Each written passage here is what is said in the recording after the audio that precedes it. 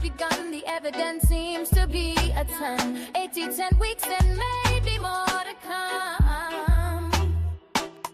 Diddy defense says it's mutual. Tough love, the feds say it's way beyond just two cuddle doves. Diddy says he is love, love, love. Diddy defense team got 8 on the move. Agnafalo, Garrigo, Shapiro, Steele, Donaldson, Westmoreland, Esteval, and Driscoll. The feds got him on 5 charges. They say he on that RICO. Media says he is guilty out the gate. 8 male jurors and 4 women hold his fate. No cameras allowed in the court. Content creators screaming more, more. Family arriving in all black. Victims' families sitting in the back. Media saying the feds got it in the sack. Official transcripts will show the full story. Full statements, but the details may be gory. Victims' names not being used to keep from getting approached by the accused. Did the feds charge Diddy for his crimes or just for some freak off good times? Baby, oil galore, but the feds say there is much more.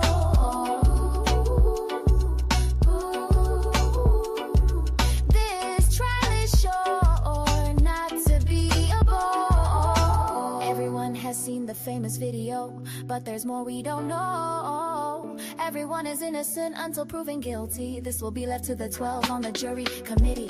Infamous Sylvia is boots on the ground, out there on the media crowd, hearing all the murmurs and rumors flying all around. Independent press is better than the rest. Can they pass the test? Infamous Sylvia has it all. Live on site to read in the transcripts at night. Subscribe and like. There's no one like her inside. Did he do what they say? Will NYC jail be where he stay? Will the defense be able to provide reasonable doubt? We got the transcripts to act out. Infamous Sylvia will be there throughout. Will the bad boy for life be serving life? Or will he get the win and be in the next jet to Berlin? Is he innocent or guilty? We wanna hear your theory. Baby, oil galore, but the feds say there is much more.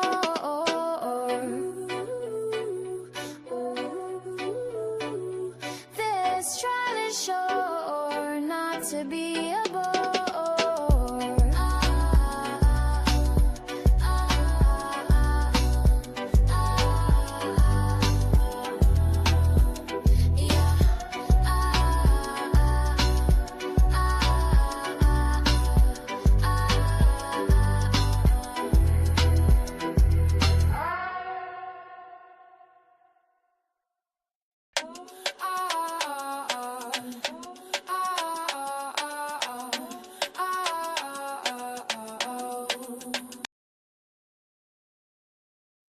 Hey guys, hello everybody. Y'all like that new song that I just set up for? Shout out to CMT. She did that song for us. That is a song for us to use for our transcript reading. Hello everybody. Welcome to Infamous Sylvia channel. Hello, hello, hello. Hey guys, and don't talk about that curtain over there. Don't talk about my sister curtain. Don't do that. Don't do that. We're not doing that, okay? Shout out to all of you guys for being here tonight. Well, guys, we're running a day behind because yesterday I was so freaking tired, so I didn't get a chance to read the transcript, and I got it last night. I just wanted to sleep. So what we're going to do today, we're going to go back the day before. This will give you guys a chance to marinate on what happened today in court. So without further ado, guys, I have my readers. Miss Mimi. Hello, Mimi. Hello.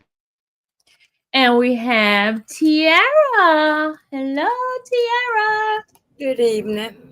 Good evening. All right. I needed one more reader. Anybody want to volunteer? And look, when you volunteer, you get a chance to get a copy of the transcript.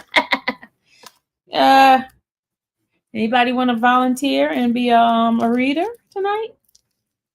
Anybody want to volunteer?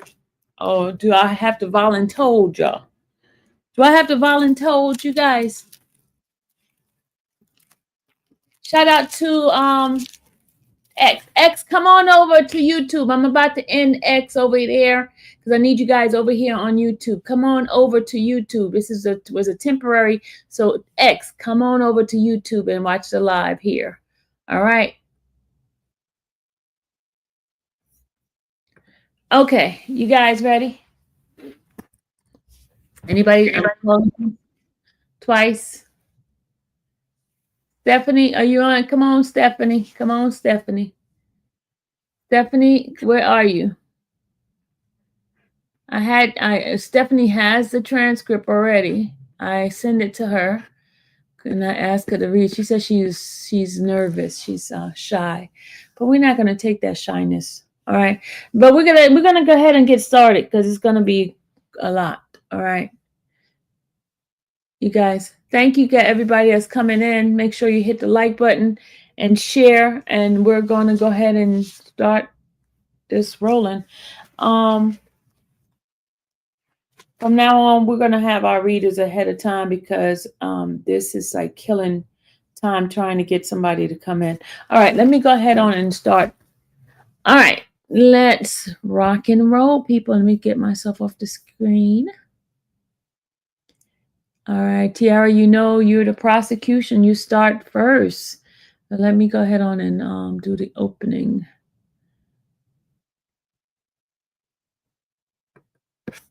All right, y'all ready? Let me put my little thing up.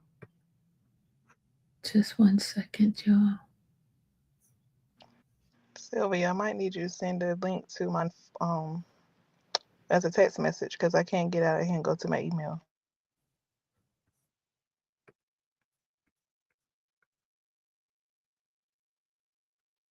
All right, here we go.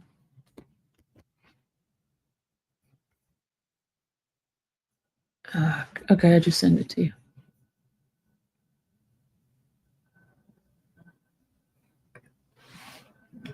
All right, guys, let me just go ahead on. Thank you, Tiara. Thank you, Mimi, for the volunteering. Thank you so much for your help. All right, let's go ahead and get started. Let me share this.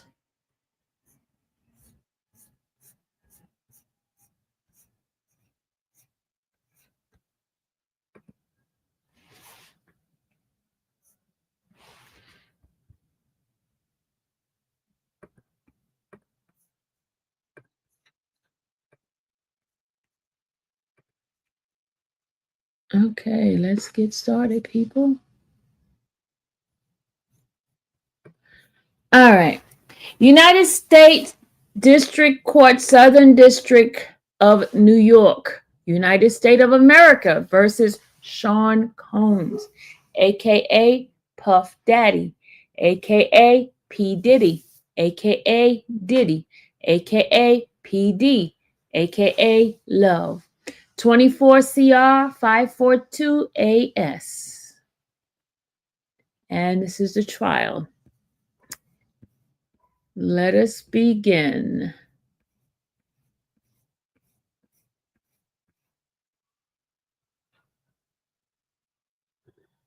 Mr. Agafalio. Mimi? I'm coming. One thing on the record, the court's record, I'm happy to do it on the record. I'm going to ask that victim number one, when she testifies, be already in the jury box when the jury comes in, only as to her, only because of her physical condition.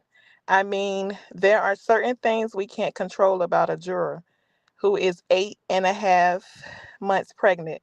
But I think there is a quality to her walking in front of the jury that I think is easily avoidable.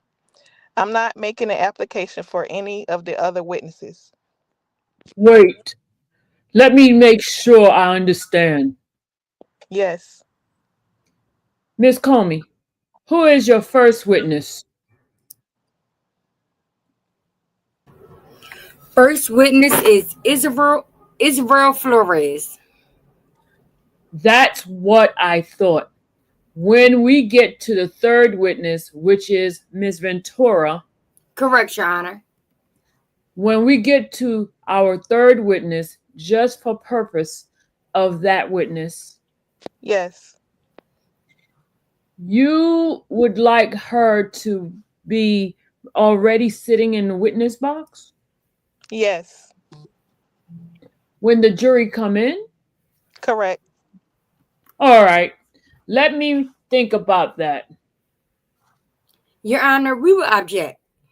If Your Honor is considering it, I would like to be heard on that. I don't think there I don't think there are any basis to treat any witness differently because of a medical condition, most notably pregnancy. I think that would be deeply inappropriate.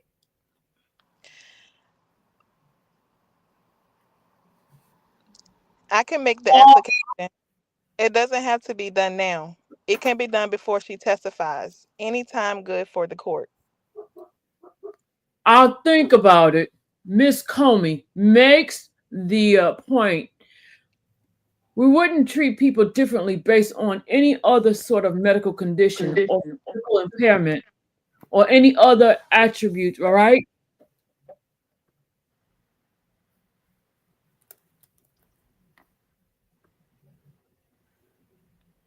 Why Be- would we treat her any differently? Because I think there is a prejudicial quality. Pregnancy is beautiful and wonderful. It is also a source of potential sympathy. They're going to see the witness. 100%. Aren't they going to see the witness leaving the witness stand? Why? What are you trying to achieve? Well, so in past trials, and each trial is different, I've certainly had situations where the jury was excused before the witness either sat down or left the witness stand. And I would make the application for all the witnesses, except I think it takes a certain more, little bit of more time. So I wasn't going to do that in the interest time. I've always preferred the procedure where the witness is seated, then the jury comes in. I've probably had most of my trials with that as the process. Well, the court does that too when it fosters efficiency. I'm sure that we will actually do that at this trial. But you're making a different application. You're saying we will. In fact, we have the witness seated whenever the juror comes in, and there is an objection to that. And it's a fair one. That I didn't know what that there is any support anywhere. Oh my God, this dog. In the history of America judicial precedents. You can find that for me. You've got time. I've heard the objection. I tend to agree with it. However, you've got until the afternoon because this isn't going to happen. If it happens today at all, I think you got some time. If you have any support for that, I'm happy to take a look at it. Your Honor, we can go off the record. Mr. Courtroom Deputy, are we ready to proceed? Yes, Your Honor. I will check on them right now.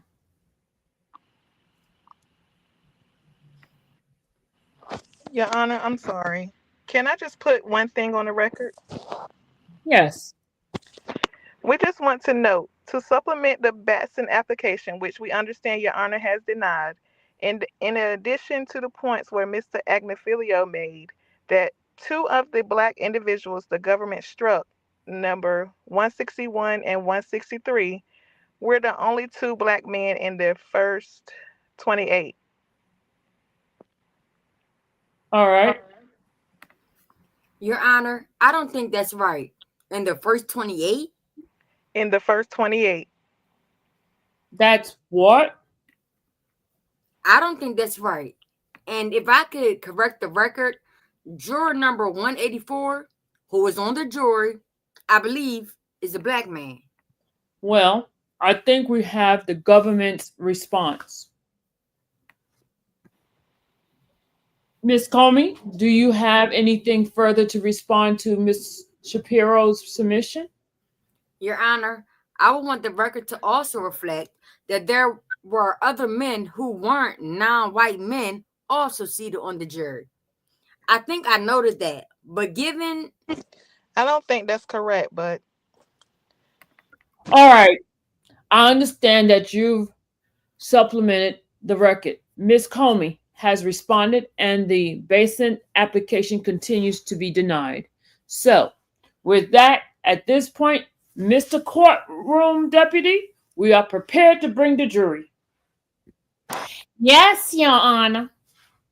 All right, let's bring the jury. Please be seated. Your Honor, I confirm I have the jury seated in the correct position. Are you juror number 2? Are you juror number 2? yes, Are you juror number 5? yes, yes, Are you juror number 25? yes, Are you juror number 55? yes, Are you juror number 58? yes, Are you juror number 75?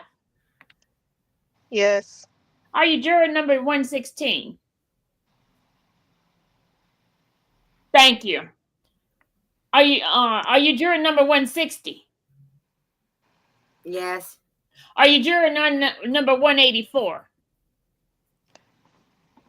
Are you juror 201? Number correct, 201. Are you juror 217? yes, Proceeding to the the last row, are you juror number 230? yes, Are you juror number 234? yes, Are you juror number 292? yes, That's why we do this. Are you juror 292? yes, Great, thank you. Are you juror 321? yes. Are you juror 330? yes. Thank you. Your Honor? Good morning, ladies and gentlemen, and thank you for bearing with us through the jury's process. Welcome back to the United States District Court for the Southern District of New York. Are you, as you are told, when you were here for jury selection? I am Anron Sebastian. I don't know how to say my own name. I will be presiding over the trial in this case, United States of America versus Sean Combs. Trial will begin shortly with opening statement. We will sit every weekday until trial is over, with the exception of court holiday. Our anticipated schedule has not changed since we last spoke to you. The attorneys and I expect this trial to be over before July 4th. Obviously, if it's possible that the trial goes longer, but I don't expect it will. Every day this week, we will be here at 9:30 a.m. and 5 p.m. After this week, we will go to 9 a.m. and to 3 p.m. each day. We will try to make your trial experience as smooth and pleasant as possible. If any issue come up, please contact the court's deputy. A light breakfast will be available for every trial day in the jury room at 8:30. And I encourage you to arrive early so as to not delay the other jurors and the participant in this trial. We will take a shorter than usual break for lunch. I'm anticipating about 30 minutes, but we will have lunch provided for you in the jury room, so you don't need to leave the courthouse and take the additional time. Now, the reason why we will have one shorter break in the middle of the day is that you can leave early most days. That is the point, so that you can have more time to attend to the things you need to do in life while we're conducting this trial. Of course, if you need a break during the proceedings for urgent personal reason, you should let the court deputy know. But I will make every effort to move this trial along promptly and make efficient use of our time. Now, the name and identities of the jurors are known to the court and both parties, who will keep your name and identity in confidence. In order to protect your privacy, that personal information about you will not be disclosed to the public. This is in no way unusual. It is a common practice following any case in the federal courts that is being followed here in this case. The courtroom deputy will now swear the jury.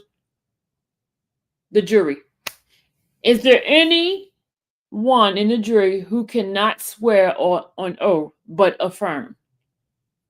Put your hand down for a minute. Is there anyone who does not take an oath? You can raise your hand again. A jury of 12 and 6 alternate was impelled and sworn. Now here's the judge. Now, members of the jury, now that you have been sworn, I will give you some preliminary instruction to guide you in your participation in this trial. To begin with, you are here to administer justice in this case. According to the law and evidence, you are to perform this task with complete fairness and impartiality, and without bias, prejudice, or sympathy for or against any of the parties. It will be your duty to find from the evidence that the facts are. You and you alone will be the judge of the facts. You will then have to apply those facts to the law as the court will give it to you. You must allow the law whether you agree with it or not. Nothing that I say or do during this trial is intended to indicate or show to be taken by you as indicating that your verdict should be, what your verdict should be. The evidence from which you will find the facts will consist of the testimonies of witnesses, documents, and other things received in the record as exhibits, as well as any facts that the parties agree to or stipulate to that the court may instruct you to find. Certain things are not evidence and must not be considered by you. I will list them for you now. First, statements, arguments, and questions by lawyers are not evidence, nor are any of my own statements to you. Only the answer given by the witnesses and the documents admitted as exhibit are evidence. Second, objections to questions are not evidence. The lawyers have an obligation to their clients to make an objection when they believe evidence being offered is improper under the rules of evidence. You should not be influenced by the court's ruling on objection. If the objection is sustained, ignore the question. If it's overruled, treat the answer like any other. If you are instructed that some items of evidence is received for limited purposes only, you must follow the instruction. Third, testimonies that the court has excluded or told you to disregard is not evidence and may not be considered. Finally, anything you may have seen or heard outside the court is not evidence. It must be disregarded. You are to decide the case solely on the evidence presented here in this courtroom. When you are determining the facts, keep in mind that there are two kinds of evidence: direct and circumstantial. Direct evidence is direct proof of a fact, such as testimony of an eyewitness. Circumstantial evidence is proof of facts from which you may infer or conclude from other facts exist. The word infer, or the expression to draw an inference, means to find that a fact exists from proof of another fact. An inference is to be drawn only if it is logical and reasonable to do so, and not to by speculation or guesswork. In deciding whether to draw an inference, you must look at and consider all the facts in light of reason, common sense, and experience. Whether a given inference is or is not to be drawn in its entirely a matter for you, the juror, to decide. Circumstantial evidence does not necessarily prove less than direct evidence, nor does it necessarily prove more. Here is an example to help you think about the difference between direct and circumstantial evidence. Assume that when you came into the courthouse this morning, the sun was shining and as it is outside, and it was a nice day outside. Also, assume the courtroom blinds were drawn and you could not look outside. Assume further that as you were sitting here, someone walked in with an umbrella that is dripping wet. And then a few moments later, someone walks in with a raincoat that was also dripping wet. Now, because you could not look outside the courtroom, you couldn't see whether it was raining. And because no witness has testified that it was raining, you would have no direct evidence of the facts. But it was raining.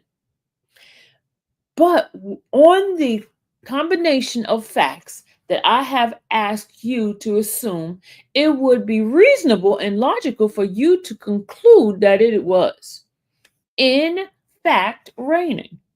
That is also there is to circumstantial evidence.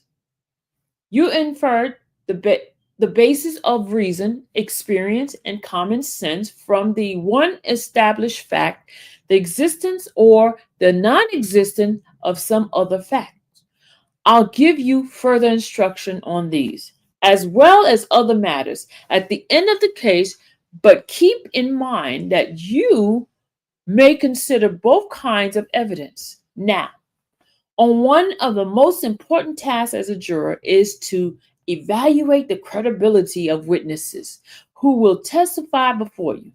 That is, how truthful and believable they are. Listen carefully to each witness testify during both direct and cross-examination, and consider whether the witness is telling the truth. It will be up to you to decide which witness to believe, which witnesses not to believe, and how much of any witness's testimony to accept or reject. Now, how do you decide what to believe and what not to believe? You are to listen to the witnesses, observe their testimony, and decide as you would decide some questions in your own life. Did they know what they were talking about? Were they candid enough, honest, open, and truthful? Did they have a reason to falsify, exaggerate, or distort their testimony? Sometimes it is not what a witness says, but it's how he or she says it. That may give you a clue as to whether or not as to accept that witness's version of an incident or an event as credible or believable. In short, the way a witness testifies may play an important part in your reaching a judgment as to whether or not you can accept the witness's testimony as reliable. You may hear from law enforcement officials in this case. The fact that a witness may be employed by a law enforcement official does not mean that his or her testimony is deserving a greater or lesser weight than that of an ordinary witness. You may also hear two witnesses testify using pseudonym. That is not usual, not using their real name.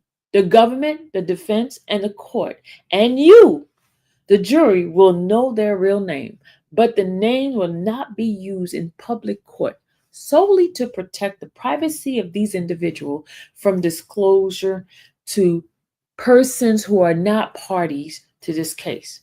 The fact that a witness is testifying using a pseudonym does not mean that his or her testimony is deserving a greater or lesser weight than any other witnesses. Now, a few words about your conduct as a juror. I gave each of you the following instruction when you were here for jury selection last week, but I will repeat the instructions now because they are extremely important. I am counting on each and every one of you to follow them. First, during the trial, you are not to discuss the case with anyone, nor are you to permit anyone to discuss it with you. This includes posting anything on the internet about this case, whether it is on Instagram, Facebook, X, or on any social media platform or website. Until you retire to the jury room at the end of the case to deliberate, you simply are not to talk about this case with anyone, including your spouse or partner, family, or close friend. Do not even to discuss the case with each other until you begin your actual deliberation at the end of the trial. Second, please do not, while you are serving as a juror in this trial, have any conversation with the parties, the attorneys, or any witnesses in this case, whether in the courtroom, in the hallways, in the elevator, outside, or anywhere else. I mean, not only to avoid talking about the case, do not talk at all. Even to say good morning or acknowledge any of these people. Someone seeing a juror in conversation with a party, lawyer, or witness might think that something improper was being discussed. To avoid even the appearance of an impropriety, avoid any such contact or conversation. I can tell you that when the parties, witnesses, and lawyers pass you in the hallways without even acknowledging your presence, they do not mean to be rude. They are simply following my orders because I have ordered them not to talk to you. Now, third, do not read or listen to anything outside the courtroom that relates to this case in any way. You are not to allow anyone to speak to you about this case. If you are approached by anyone to speak about it, politely but firmly tell them that the judge has directed you not to do so because I am ordering you not to do so. If any person seeks to contact you about this case, you are required to report the incident promptly to me by sending me a note through my court deputies and through the jury office. Also, be sure that I am informed if any person that you know comes into the courtroom. This is a public trial, so it could happen. But it is important that you do not hear from them what they might have happened in the courtroom while the jury was not present. If you should see a friend or a relative come into the courtroom, please send me a note through the deputy at the first opportunity. Fourth, do not try to do any research or make any independent investigation about the case or the issue brought up by the case. Do not go on the internet tonight and research any matter relating to this case. Do not call up a lawyer friends and ask about the type of matter at issue here. Fifth, I know many of you use cell phones, laptops, social media, the internet, and other tools of technology. You all do. You must use these tools to communicate electronically with anyone. You must not use these tools to communicate electronically with anyone about the case. This includes your family and friends. You may not communicate with anyone about the case on any technological device, including through email, text messages, or any social media website. Finally, do not form an opinion until all evidence is in. A case can only be presented step by step, witness by witness, until all the evidence is before you. Keep an open mind until you start your deliberation at the end of the case. Now, you are permitted to take notes during this trial. The courtroom deputy has given each of you a notepad and a pen.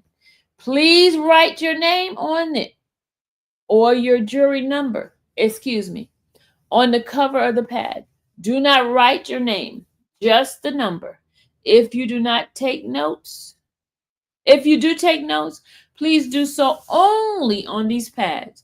Remember that any notes you take for your use only, and they are to be used as an aid to your memory. Your memory controls. If you do take notes, be careful not to get so involved in note taking that you are not listening to the evidence. Once you are in your deliberation, if there is a disagreement between one juror's note and another juror's note, or between one juror's note and another juror's recollection, you can ask to have the court reporter read back the testimony, or to have that portion of that transcript sent to you, for it is an official court transcript that controls not any particular juror's note. During the course of the trial, exhibits will be received into evidence. They will be marked by an exhibit number. If there is an exhibit that you are interested in seeing during your deliberation, or you think you might be interested, just write the number of that exhibit number.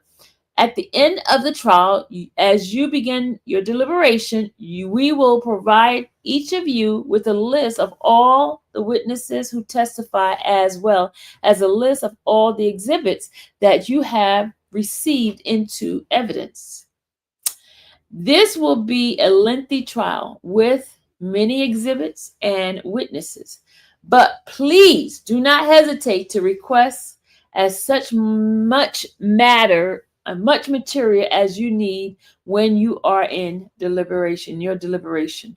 We will now begin the trial. As I told you earlier, the trial is expected to be done in 8 weeks. This week will begin each day at 9:30. Please be on time to help ensure we start on time. Please be in the jury room at 9:15 at the latest, so we can begin without delay, starting next week when we begin at 9 a.m. Each day, I will ask you to be here in the morning by 8:45. The key thing is that nobody is late. If any of you are late, we will have to wait. We can't start until you're all here. And all of us will have to be kind of cooling our heels until you arrive. And if we lose 10 to 20 minutes each day, we might not be able to complete on time. It might go past July 4th, which nobody wants. Now, let me tell you how the trial will proceed. First, we will have opening statement. An attorney for the government will make an opening statement. Then an attorney for the defense will do so. The opening statement are neither evidence nor arguments. They are simply outlines of what the attorney believes the evidence will show, and they will be given to help you follow the evidence as it is presented. After opening statement, the government will present its case, and the government will call its witness. And after each witness testifies, the defense will have an opportunity to examine the witness.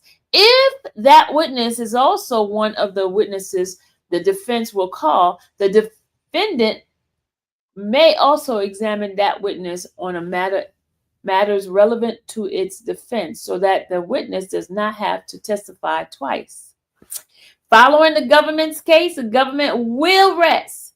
The defendant will then have the opportunity to present a defense case should he choose to do so. The defendant here is under no obligation to present a defense. The burden remains at all time on the government to prove the elements of each offense beyond a reasonable doubt.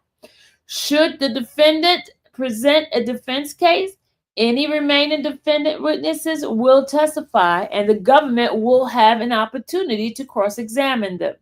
After the evidence is completed and all sides have rested, the attorney will give their summation.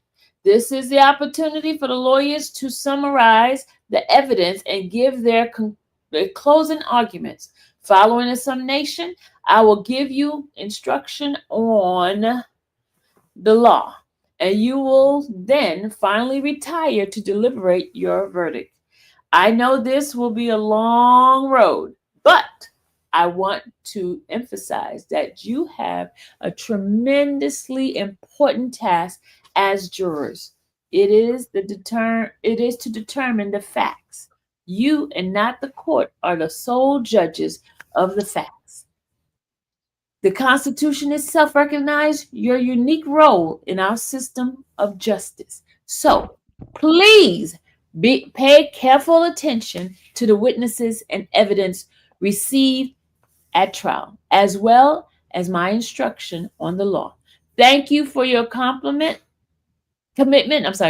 you for your commitment to performing this civil duty and recognize the sacrifices that you have all made to be here today. We will now begin opening statement in the government. Is the government prepared to proceed? Yes, Your Honor. All right. You may proceed. This is Sean Combs.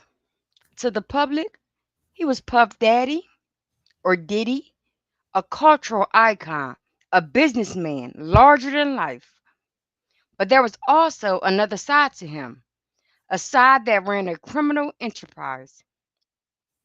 During this trial, you are going to hear about 20 years of the defendant's crimes. But he didn't do it alone. He had an inner circle of bodyguards and high ranking employees who helped him commit crimes and helped him cover them up: kidnapping, arson, drugs, sex crimes, bribery, and obstruction. These are just some of the crimes that the defendant and his inner circle committed again and again.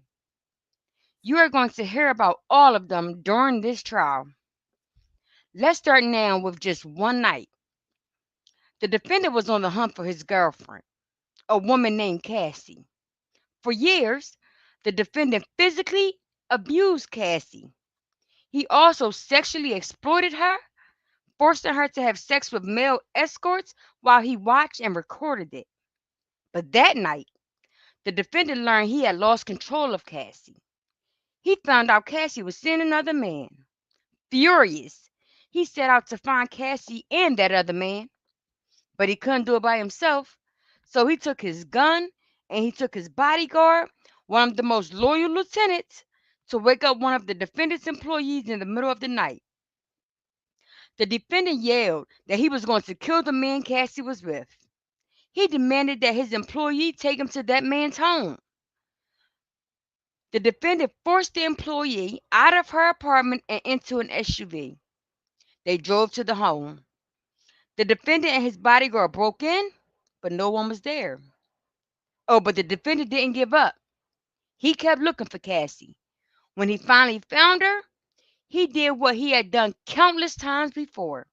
He beat her brutally, kicking her in the back and flinging her around like a rag doll.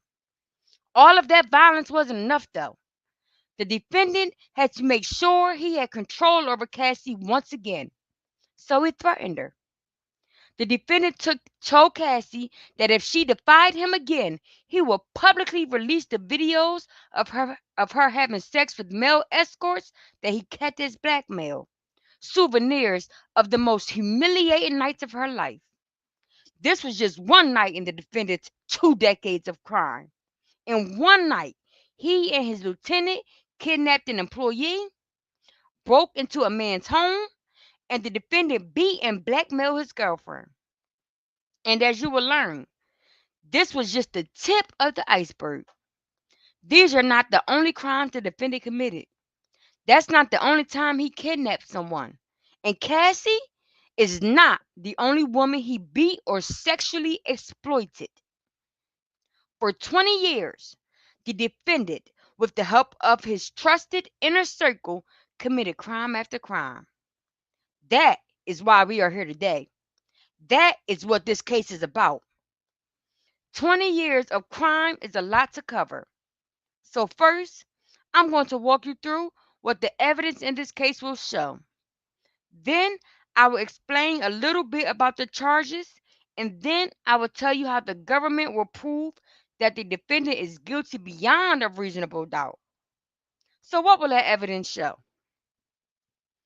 You'll learn that the defendant was a musician who created an empire. He had a record label, Bad Boy Records, and other businesses that he ran or controlled. Those businesses made the defendant rich, and he used money and resources from those companies to build his reputation and to feed his every desire. To do that, he relied on an inner circle of people closest to him, like his bodyguards, chiefs of staff, and other high ranking employees who ran all aspects of his life. Together, the group worked to promote the defendant's power.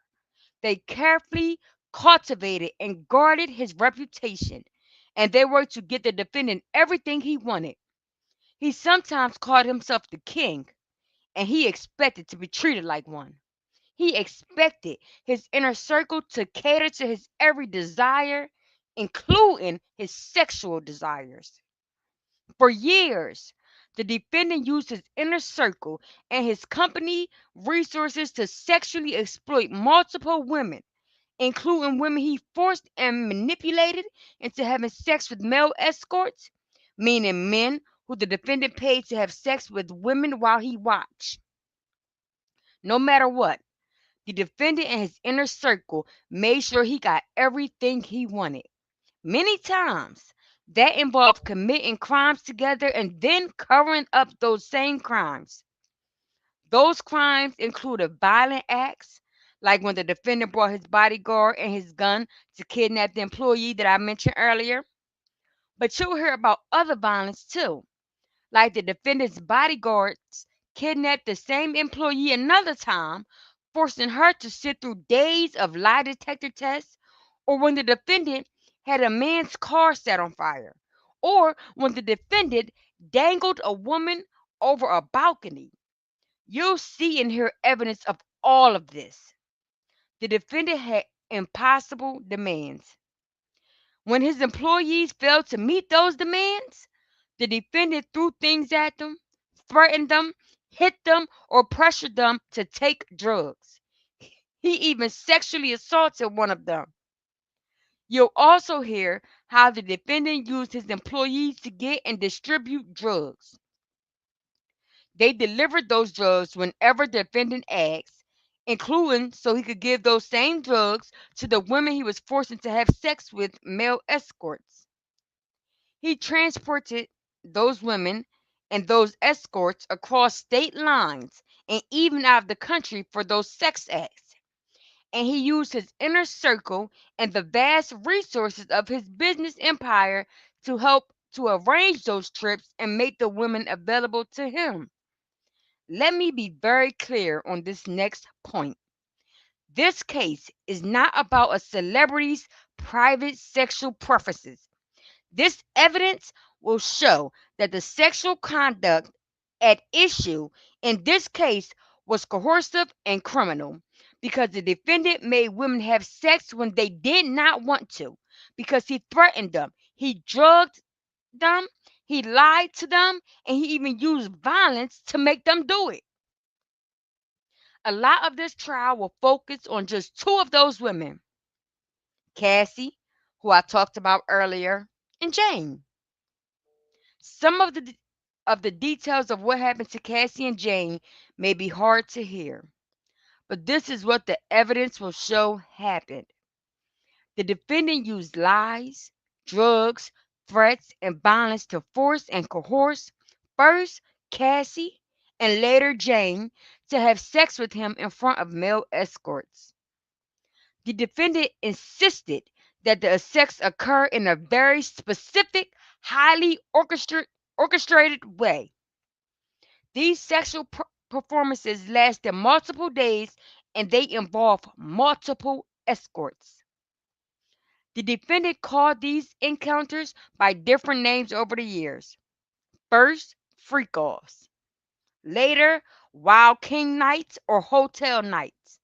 Week after week, the defendant directed freak offs in hotels across the country and sometimes out of the country. At times, the defendant had escorts and the women travel from out of state, so the defendant's staff sometimes organized flights, cars, and hotels. The defendant's businesses paid those expenses. The defendant had particular demands for freak offs. At his direction, the defendant's staff set up the room in advance with supplies like his preferred lighting, extra linen, and lubricant. His staff remained on call to refresh anything the defendant needed, like cash to pay the escorts or drugs for the women and the defendant. The hotel rooms were dark. The defendant instructed Cassie and Jane how to look, to dress in lingerie, wear tall platform high heels, and have manicured white nails. The defendant selected drugs for Cassie and Jane to take, usually MDMA, also known as Molly or ecstasy. Sometimes those drugs made Cassie and Jane sick, but they also made the women more uninhibited and sexually aroused. The defendant fed Cassie and Jane drugs throughout the freak off so they could stay awake and perform for him for hours and days at a time. Once an escort arrived, the defendant dictated every step of the sexual activity that followed the same pattern. And he expected the women to enjoy themselves, to appear to, while they did it. The defendant masturbated throughout the freak offs and often video recorded part of them. Now, I want to tell you more about Cassie and about Jane. Cassie was a 19-year-old model, an aspiring singer with a hit song when she met the defendant in 2006. The defendant was 17 years older than her and the head of a record label. Soon, Cassie was signed to a 10-album deal with that label. The defendant pursued Cassie, and within a year, they were dating. They stayed together on and off until about 2018. During that time, Cassie tried to work on her music and in modeling and acting, but the defendant made her turn down many opportunities. Instead, he paid for Cassie's cars, her apartments, and some of her day to day expenses. Although Cassie recorded music constantly, the defendant, the head of her record label, had the final say on the music that she released. It was never another album. The defendant started abusing Cassie early on. Initially, Cassie fought back, but time and again, the defendant hit Cassie in the head, threw her to the ground, and kicked her and dragged her by the hair. In 2009, the defendant threw Cassie to the floor of an SUV and stomped repeatedly on her face. To hide her injuries, the defendant forced Cassie to stay in the hotel for the next week. He refused to let her leave, and he had a staff check on her to make sure she stayed put. The defendant also introduced Cassie to freak-offs early on. Soon, the defendant made it Cassie's job to find and book escorts for freak-offs.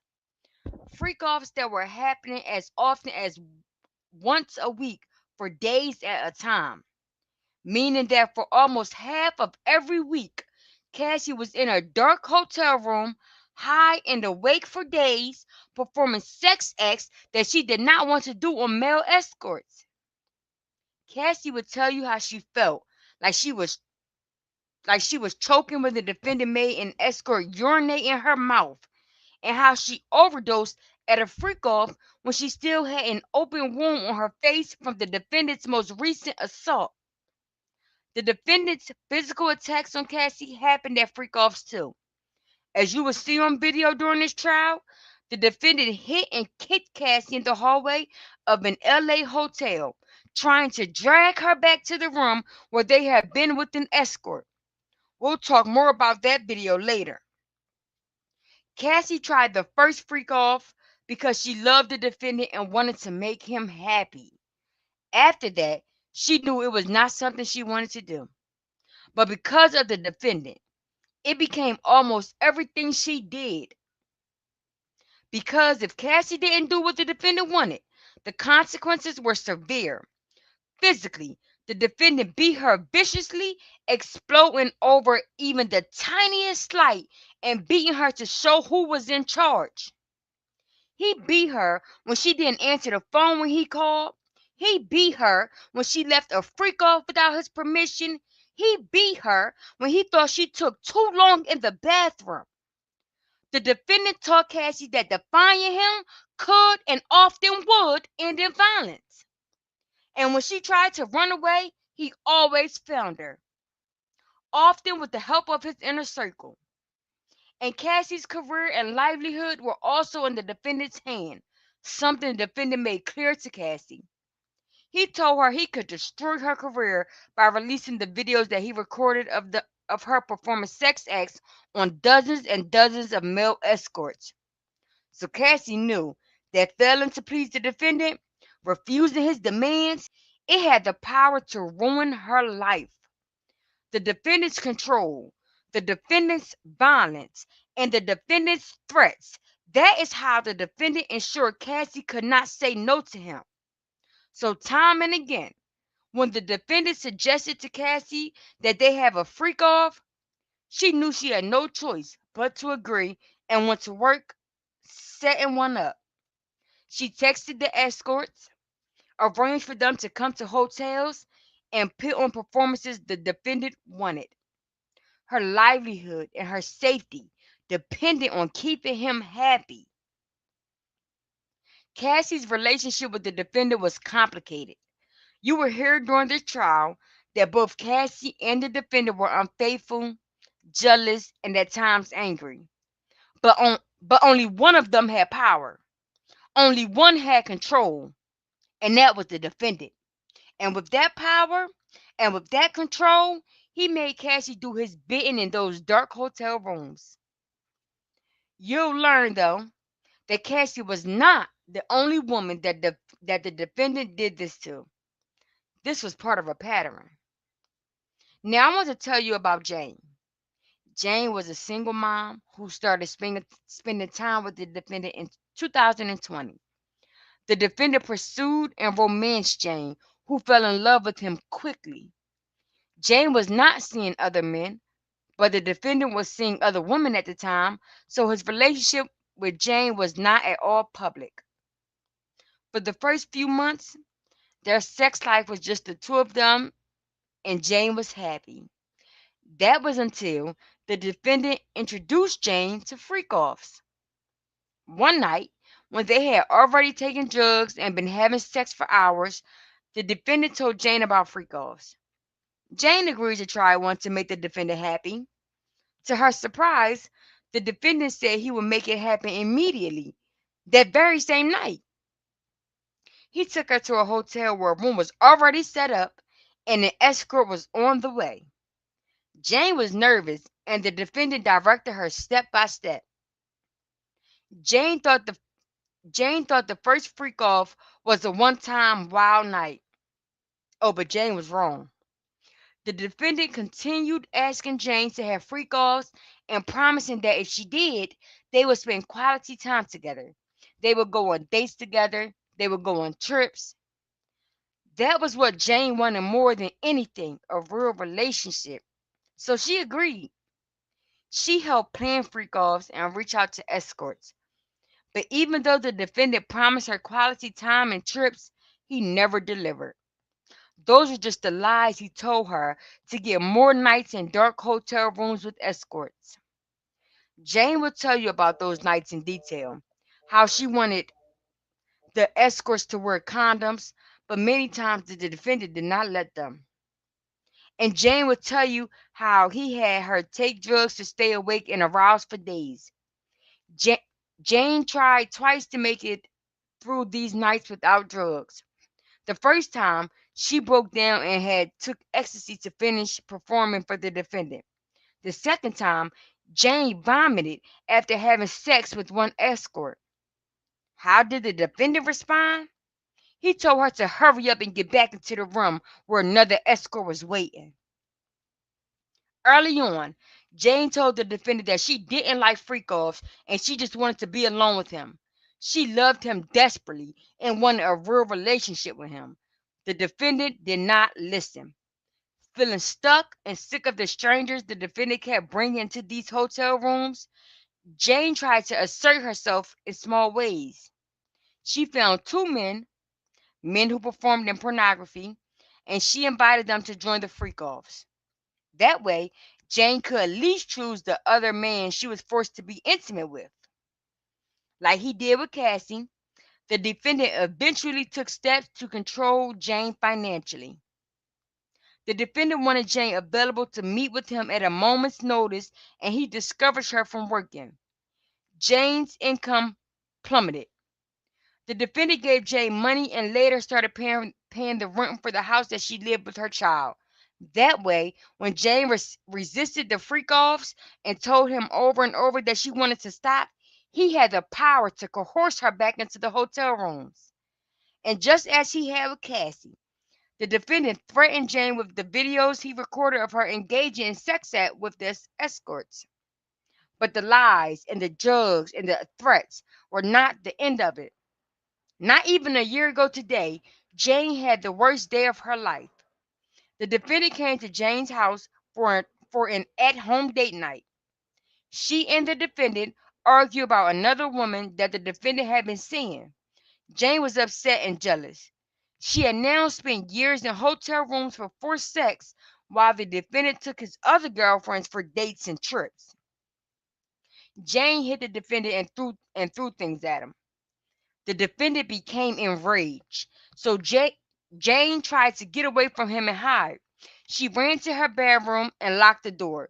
He kicked it open. She ran to her bathroom and locked the door. He kicked it open. She ran to her closet and locked the door. He kicked it open. She ran to the guest bedroom and locked the door. He kicked it open. She tried to run out the front door, but he grabbed her in a chokehold, lifted her off the ground by her neck, and kicked her to the ground. Later that night, they fought again. And just as he had with Cassie, the defendant viciously attacked Jane. He punched her in the face, kicked her while she was curled up in a ball on the ground, dragged her by her hair and her arm, and had slapped Jane's face so hard she fell over. When all of this was over, the defendant still did not let Jane be. Instead, he told Jane, "You're not going to fuck up my night." The defendant instructed her to put on an outfit and call up an escort for a freak off. He made Jane cover up her black eye and bruising, take an ecstasy pill, and perform for the defendant with that escort. Jane followed his instructions. Like with Cassie, the defendant's violence had gotten him what he wanted. The defendant's sexual violence did not stop at freak offs, though. Cassie will tell you about the time when the defendant forced himself on her, having sex with her as she cried and repeatedly told him no.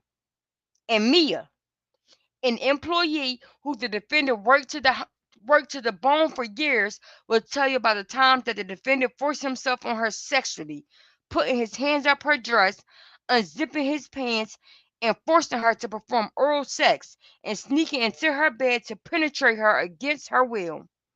As I said before, the defendant had the power and the control, endless resources, and the loyal inner circle who would stop at nothing to get what he wanted. Amidst all this violence, the defendant and his inner circle had to make sure that nothing put the defendant's public image and his power at risk.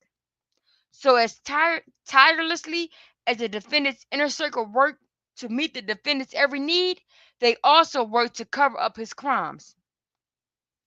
Remember the video at the LA hotel of the defendant attacking Cassie during a freak off? You will hear just how far the defendant, his bodyguards, and his chief of staff went to get what they thought was the only copy of that video. The defendant first tried to pay off a hotel security guard with a wad of cash in exchange for his silence. Then the defendant and his chief of staff reached out to a different hotel security guard to broker a deal.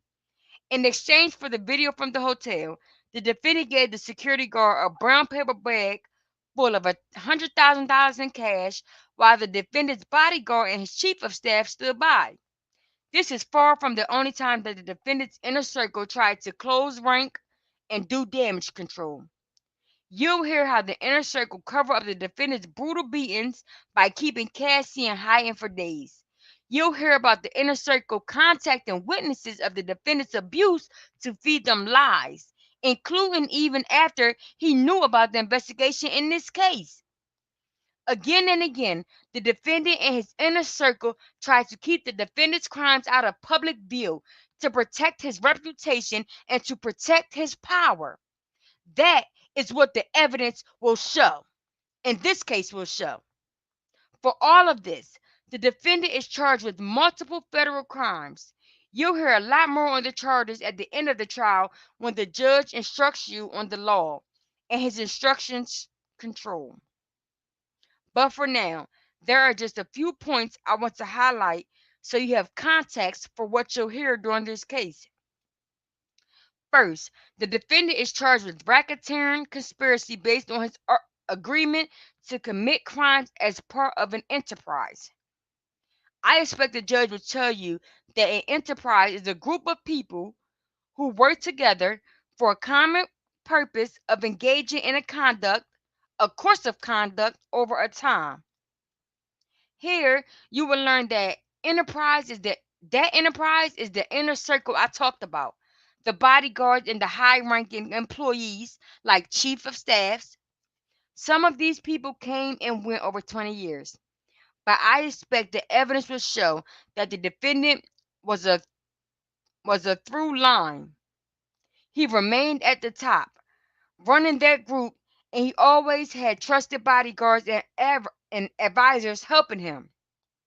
Together, they agreed to commit different crimes, including kidnapping and arson, distributing drugs to other people, exploiting employees for labor, and in Mia's case, sex, bribery and obstruction, sex trafficking, and transporting people for prostitution.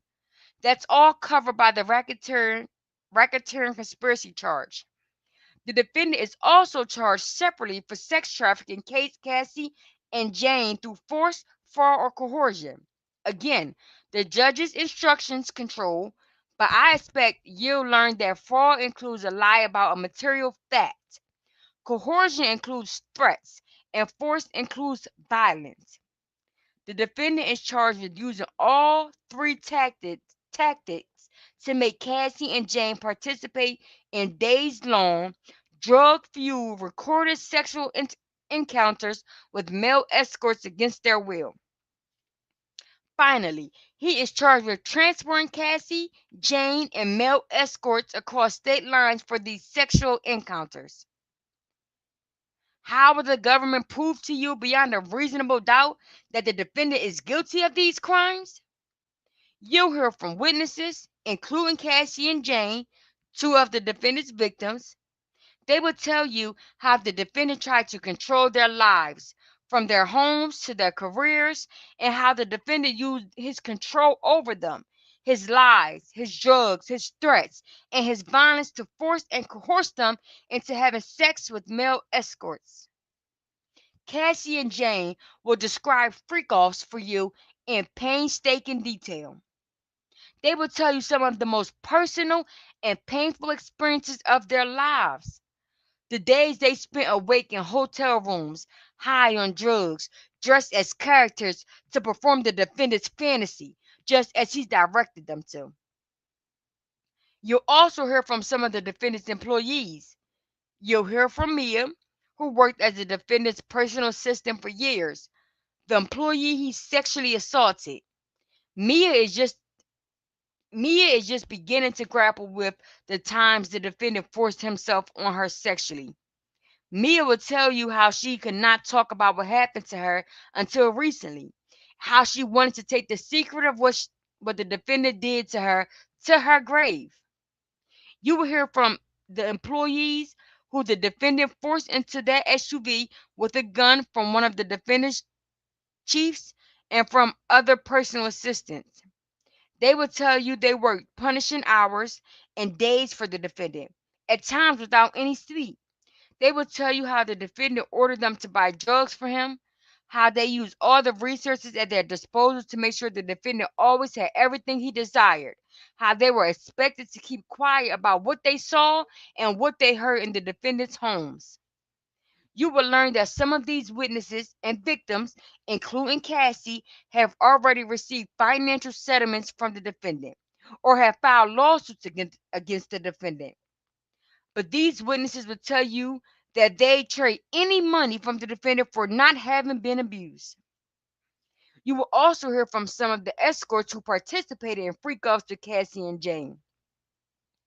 They will tell you how the defendant directed the sexual activity between the escorts and Cassie or Jane, down to the details of how they touch each other, the specific sex acts they performed, all while the defendant filmed it. You will even hear from an escort who saw the defendant assault Cassie and drag her by her hair during a freak off. In addition to these witnesses, you will see documents that prove the defendant's crimes. You'll see records from hotels, car services, and airlines showing the dates and location when the escorts and women traveled to meet the defendants for freak offs. You will see records of the physical damage the defendant and his freak offs caused the hotel rooms where he stayed. You will see dozens and dozens of text messages about freak offs, including messages from the defendant to his staff asking for more cash to pay escorts. Messages where the defendant tells Cassie what drugs to take and when before a freak off. And messages from Jane to the defendant telling him over and over again that she did not want to do freak offs. And you will see videos of some of these freak offs.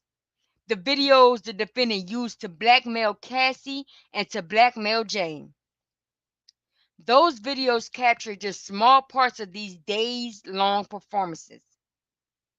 In them, you can hear the defendant providing direction to Cassie and Jane, and you will see Cassie and Jane do exactly what the defendant tells them to do. You will see them put on a performance high on ecstasy where they pretend to enjoy themselves because that's what the defendant said he wanted. You will see for yourselves the defendant's violence and its aftermath. You will see a video capturing the defendant brutally beating Cassie during a freak off at an LA hotel. You will see photos of Cassie and her injuries from the defendant's assaults. You will hear from witnesses who saw the defendant assault Cassie or saw injuries he inflicted on her. You will see photos of the damage the defendant did when he kicked in 4 doors at Jane's home. And you will see videos of Jane with bruising still on her face days after the defendant attacked her and forced her to do a freak off not even a year ago.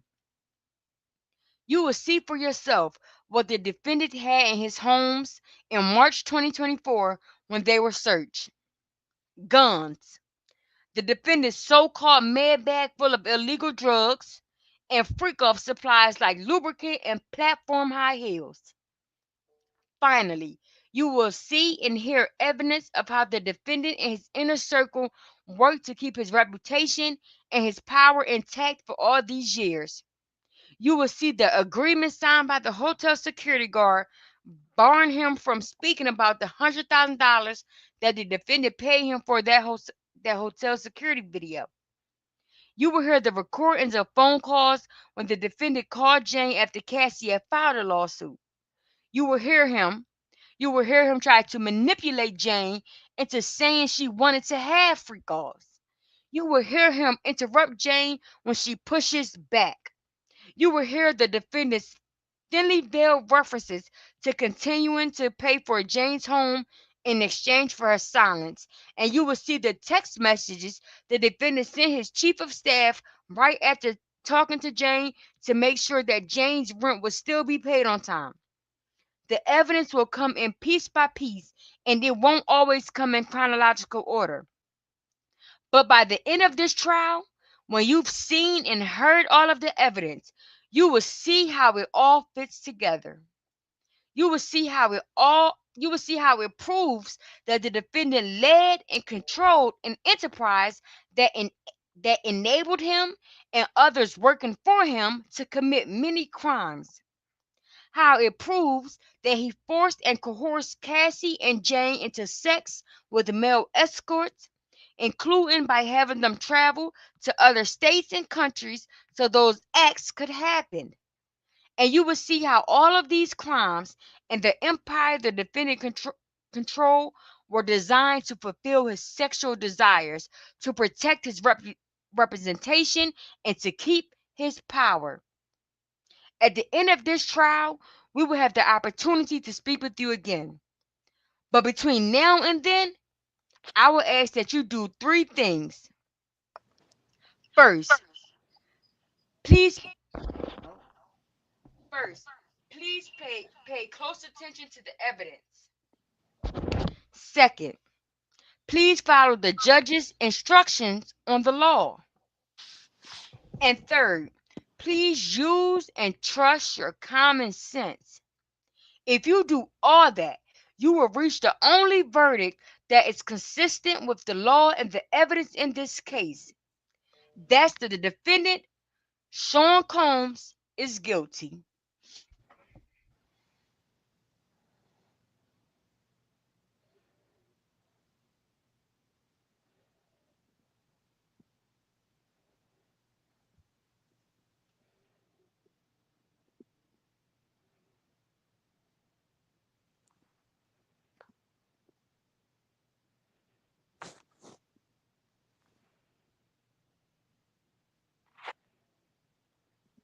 The court.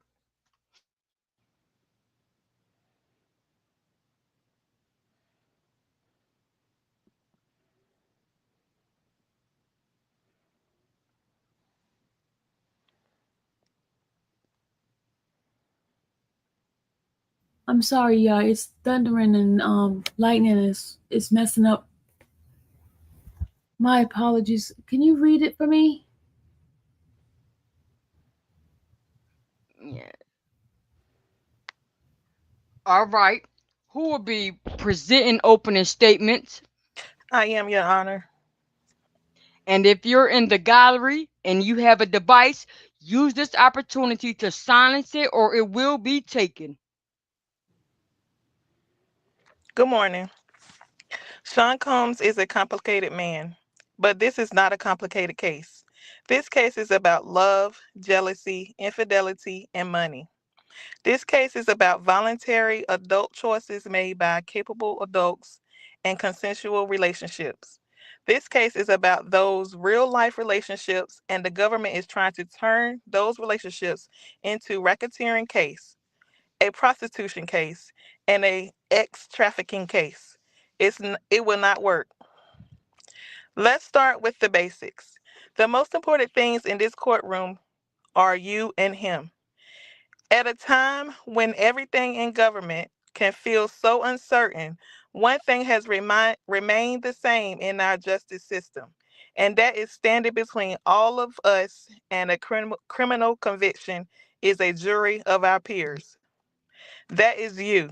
You will hear the evidence. You will get the truth. You will see the witness and evaluate them one by one. And finally, the story about this case can finally come out. Why do I say that? I say that because this case is not about what you heard on the news, read in the news, or have seen on social media for the past year and a half. This case is not about what civil attorneys looking for a payday are trying to make my client out to be. There have been tremendous amounts of noise around this case for the past year, and it is time to cancel that noise and hear and see the evidence that will be presented in this courtroom. And it will be crystal clear. The story of Sean Combs is a fascinating one, but it is a human one. We are going to tell you his story over the next 2 months in this courtroom. And you will learn that he is a man who grew up here in New York City, in Harlem, who came from little, built groundbreaking, lawful businesses. You will hear that he is a wealthy individual, but you know the evidence will show that nobody gave him this money. He worked for it and no one gave him a dime. It will show you that he made every single dollar, recreated a culture, and produced music that I believe you will hear will change the generation. And I believe that the evidence is going to show that this ingenuity is what drew people to Mr. Combs. Witness will share with you that Mr. Combs is a fascinating person and that people are drawn to him. Yes, he is famous. Yes, he is wealthy. And that's certainly part of it. But he was charismatic and magnetic and a larger life figure. If you had interest in climbing the social ladder at time and being involved in the music industry, the apparel industry, spirits industry, attending his legendary parties, you wanted to be around Sean Combs. You also wanted to be around him because of the benefits that came along with being with him. As you listen to the evidence in this case, try to remember why that matters. Try to remember why people stayed around him and why it matters. I expect it will matter to you as a jury because he gave people opportunities and he gave people chances to work at his companies. They believe he had a vision that few others had, and for the most part, I believe the evidence will show you that they loved him. I don't think that the witness will tell you they always liked what he did or how he behaved, but the real time text messages that you will review in this case show that the people really loved him. And they believe that by being with Sean Combs, they were part of something special. So by now, you've heard the government say a lot of things about my client. It is time for me to introduce you to him. His name is Sean Combs. You may have heard him by Puff Daddy, P Diddy, Puffy, Diddy, but standing in this courtroom at 55 years old, in the same place he was born and raised, he's going by the same name he was born with, Sean Combs. My name is Teeny Garagos, and I am one of the attorneys honored to represent him. The government started their opening statement by telling you this is about a 20-year racketeering influence corrupt organization at enterprise that he committed with his apparent trusted inner circle. The only people in this courtroom who will tell you that they participated in, knew about, or came to an agreement to participate in a racketeering enterprise are the prosecutors. Not one witness will get into this courtroom and will take that witness stand and tell you that they were part of any racketeering influence corrupt organization at Enterprise. And the reason is simple. There was not one. You heard what the government tried to say the Enterprise is. that he used his lawful businesses to feed his entire every desire, including sexual ones. This case is about Sean Combs' private personal sex life, which has nothing to do with his lawful businesses. The government has no place here this man's private bedrooms. The government can say over and over again that this is not about private sex life, but the evidence will show you that it is. The people who will come into this courtroom and testify are the people who will know about racketeering enterprise, and those people will all say they knew nothing about any enterprise. That is because these hardworking individuals were either doing their jobs as personal assistants or as top executives running his successful businesses. These individuals educated at places from Harvard and Howard University. The prosecution will bring in those same employees and others in this courtroom and have them to testify that Sean Combs has a temper. And when he drink or when he did the wrong drugs, he would get violent. My client is not proud of that, but it is one of the many things we are going to own and fully admit right up front at this trial. Sean Combs has a bad temper. He sometimes gets angry or so jealous that he is out of control. You will see evidence that you will hear some testimony that does not portray my client in good light. You will hear some text messages, some voice notes, and some witnesses' testimony that may make you think, I don't think this guy is a great guy. I don't like how he just lied to his girlfriends. I don't like the things he just said in that text message. I want to tell you now, there may be one point, there may be multiple points at this trial where you think, I think he's a jerk and I think he's kind of mean. But he's not charged with being mean. He's not charged with being a jerk. He's charged with running a racketeering enterprise. And though there was violence that you are going to hear about, you already have that violence is not part of any RICO. That violence is not connected to ex trafficking and that violence is not prostitution. There was a name in criminal law for the violence that we will hear about and we will see at this trial. It is called domestic violence. It is called assault. Domestic violence is a very serious matter. I want to say that now. It is a bad, illegal problem, and it is something that the law addresses. We take full responsibility that there was a domestic violence in this case. Domestic violence is not ex trafficking.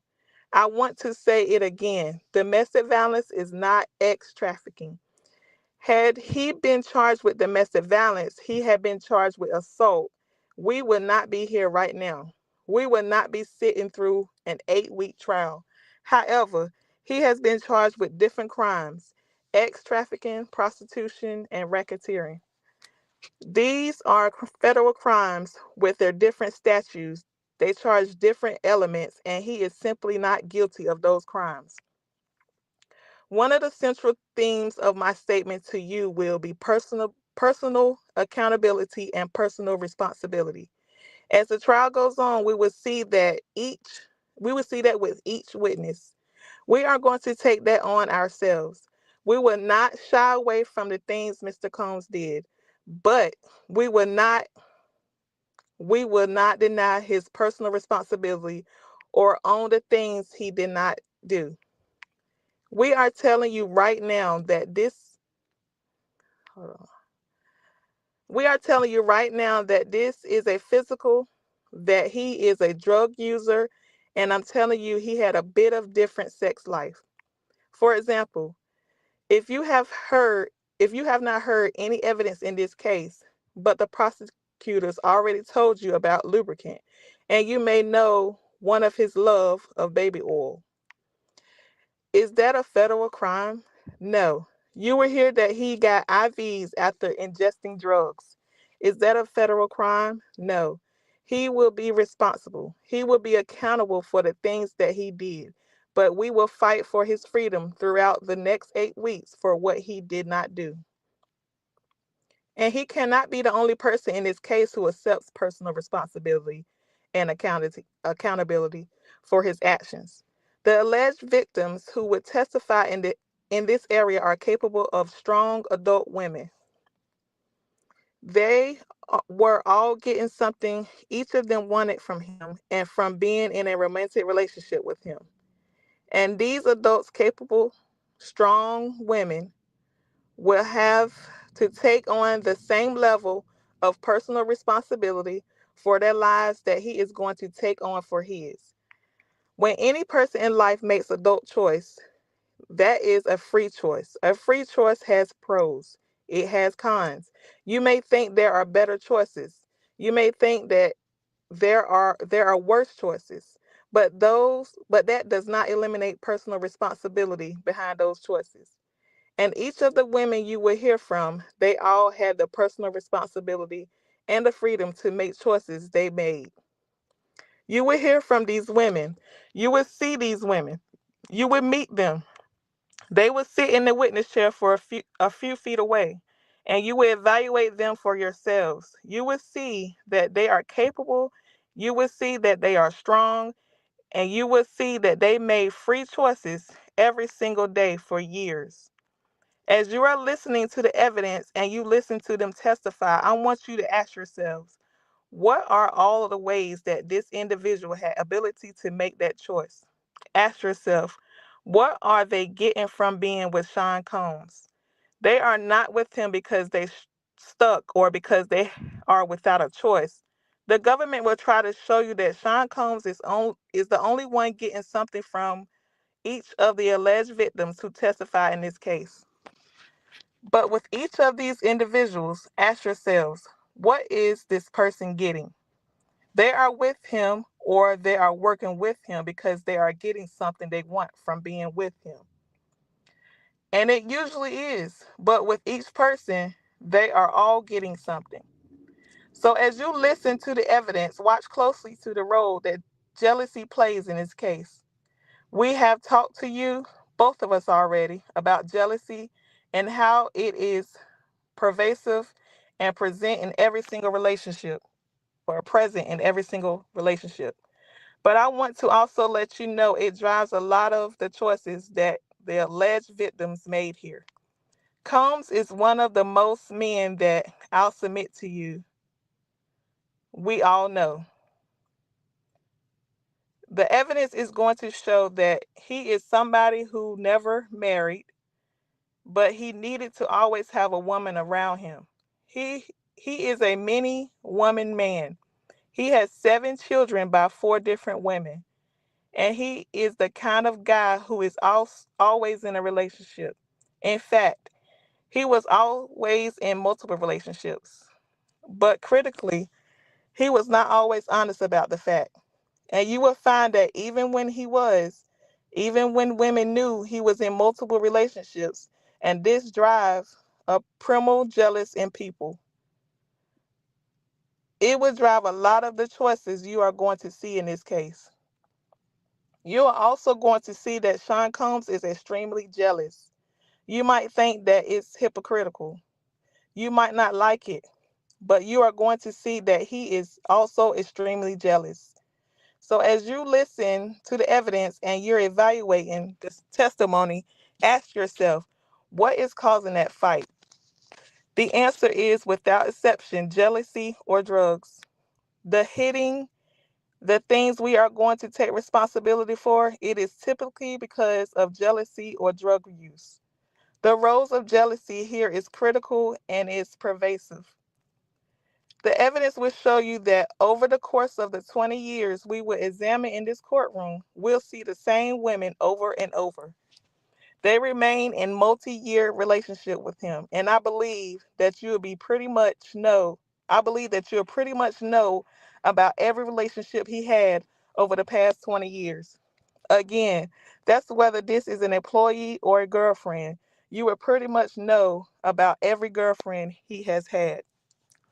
You will see that these women are strong, capable, and they were in love with him. You will see that the breaches of trust, infidelity, and jealousy are what drove domestic violence you would hear about. You would see that alcohol and drugs played a major role in his temper. The evidence is going to show you a very flawed individual,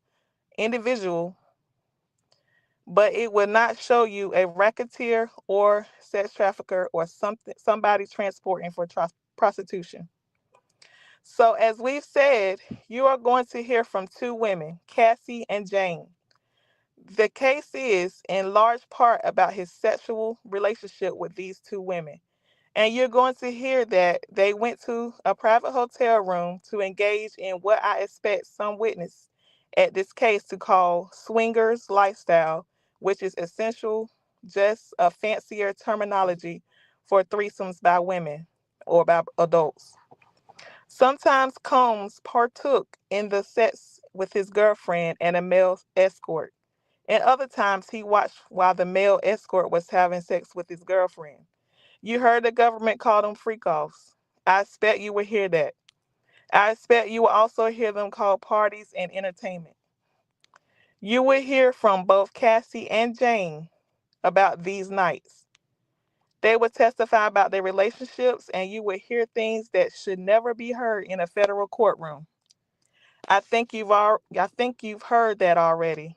You've heard things that make you uncomfortable at first. That he liked to watch this.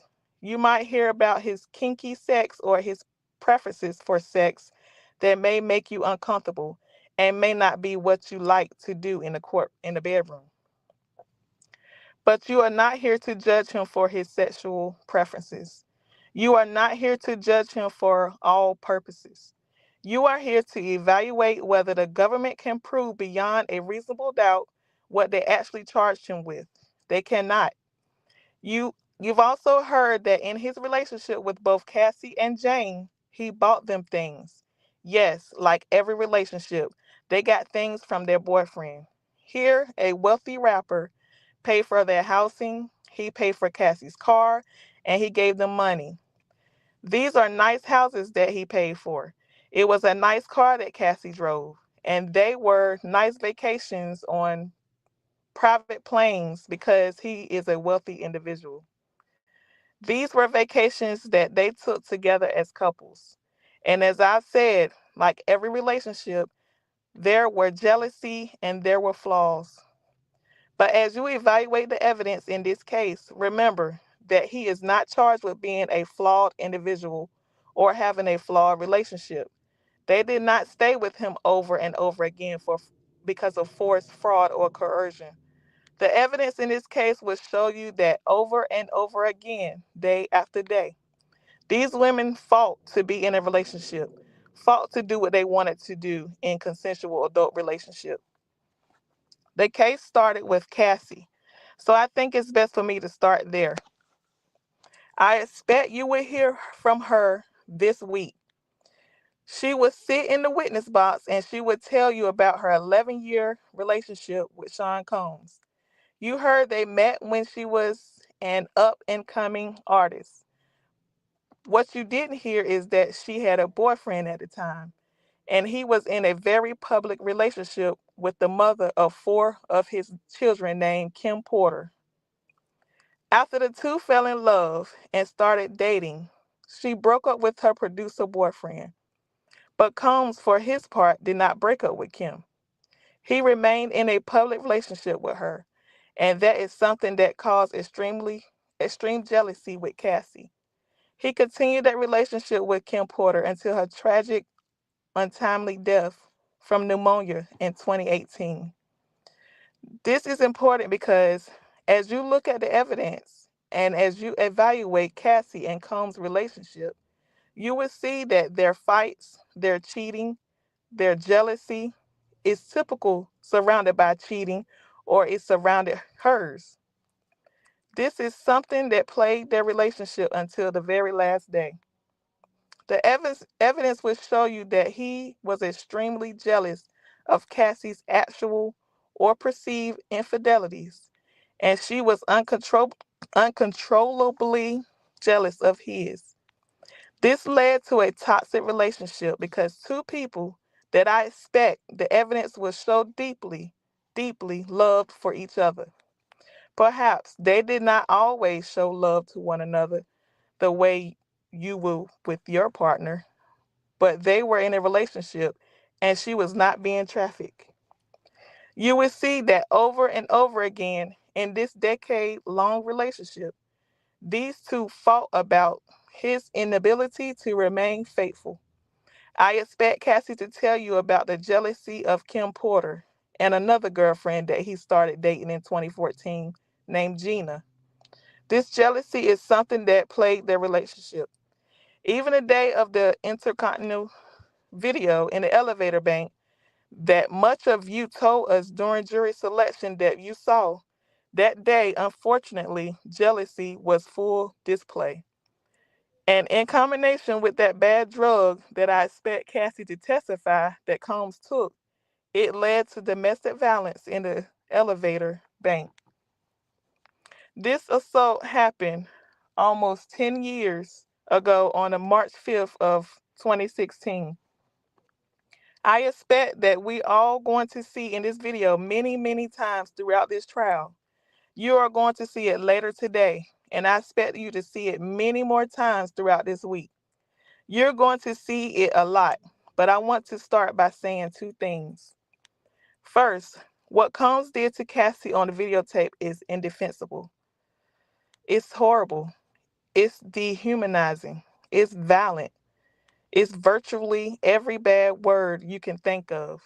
And while it is dehumanizing and violent and terrible, the second most important thing is that it is not evidence of sex trafficking. It is evidence of domestic violence. You will see that it is also evidence of the central theme in this case, which is jealousy. That's what this videotape shows you. As you watch it later today, and as you watch it throughout this week, I want you to look for two things. The first part of Cassie walking out of the hotel room, walking down the hallway, she is carrying two bags, and you will see that she makes it to the elevators. And then Combs comes down wearing only a towel. He pulls Cassie by the hoodie, and she falls to the floor. He kicks her in her backside, and he stumps her on the back of her leg, and he starts to drag her by her hoodie back to the hotel room. You would see him walk away momentarily with her bags, and you would see this. Then he comes back around and walks towards her, and she is kind of in the left part of the screen. When he comes towards her, he has nothing in his hand. And when he walks away from her, you will see an illuminated phone in his hand. He wanted this phone and he got it. Please understand that this video is overwhelming evidence of domestic violence, but it's overwhelming evidence that this domestic violence is over a phone and not because of sex trafficking. What causes a fight about this phone? We can all use our life experiences to show us that phones keep the secrets of infidelity. And you will hear that there was another fight even later that year again about a phone. I'm not justifying the assault, not by a long shot, but I'm putting it in proper context because you will see that as soon as he gets the phone, he sits down. He is visibly disgusted. He broke a vase and he threw flowers and stayed away. The video has a second part. Cassie calls security from the hotel phone. The security officer comes to the floor, and I expect you will hear from him later today. Combs is sitting in a chair slumped over. He is holding his head in his hands, and the security officer tells him to leave the public area of the hotel where they were making a commotion. You will see Cassie turn to Combs and gesture to her. And pay attention to the words that I think you would see her say to him, which is, get back to the room. Two parts. Both of them important, and both of them important to show that Combs assaulted Cassie. But you can't stop there because he is not charged with assault. It is because of sex trafficking, as the government is going to argue to you, or is it because of something else? I expect the evidence, even just this week, will show you that the fight was over a phone. These two stay together 2 more years after this incident. And to understand how and to understand why is to understand how this relationship ended. You will hear, even in 2018, these two were fighting to stay together. But the evidence will show you that in the summer of that year of 2018, she woke up to a gossip site that showed a photo of Combs and Gina, the same woman who had started having an affair in 2014, or a relationship with, I should say, walking out of the Standard Hotel together. Cassie could not come back from it. She could not give him another chance. And instead, she made the choice, as she often did, when he was caught in public with Gina, to break up with him and date another man. For Cassie, she made a choice every single day for years. A choice to stay with him, a choice to fight for him. Because for 11 years, that was a better choice. That was her preferred choice. And so she made the choice to stay with him until one day she decided she wanted to break up with him because that was her preferred choice. So it's important for you to remember as you evaluate the evidence, because she was not coerced to continue or engage in the sex life with Sean Combs. When she made a decision to leave, there were no repercussions, and the government hinted. She made the choice to leave. She communicated it to him, and she ran into the arms of another man, a physical trainer who Combs had hired to train her. So I will ask you, ladies and gentlemen, pay close attention to the messages, the real-time communication between these individuals, and the messages surrounding their breakup. Does Combs release the videotapes the government was just talking about? No, he doesn't. You will hear that the government raided two of his homes. You have already heard that over a year ago. They seized countless electronic devices. The only freak out videos you would see or hear about at this trial came from her devices that she kept for 5 years. So when the government talks about power and control, who had the power? Who had the control?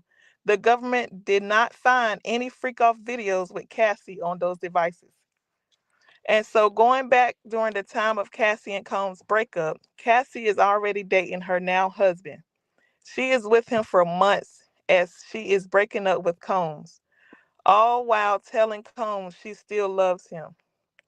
And then in November of 2018, Kim Porter tragically passed away from pneumonia. Knowing that Combs would be distraught and wanting to be there for him, she did everything she could to be there. She came to the memorial service at his home. She flew to Kim's home state of Georgia to be at the funeral.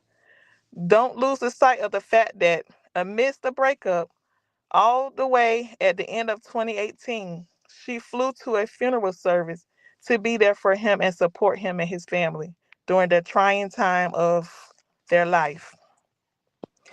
And at the service at their home, Combs, to a group of loved ones, former employees, and others, and to many on social media who were paying respect, said, and I quote, "Kim was my soulmate. In Cassie's presence for everybody to hear, he said, she was my soulmate." The end of relationship between Cassie and Combs is important, and I want you to focus on evidence of how and why it ended. When Combs publicly said Kim Porter was his soulmate to all the people around him who were there for the first time, maybe ever, Cassie realized all the things she would not be. I expect many witnesses at this trial tell you she wanted to be Combs' wife. I expect even she may tell you that. That is what she spent 11 years trying to get. And in one day, it became clear to Cassie she was never going to be that. And if she was never going to be Combs' wife, if she was never going to be the love of his life, then she would leave. And that is what she did on her terms, her choice, for reasons that for her were not the right reasons.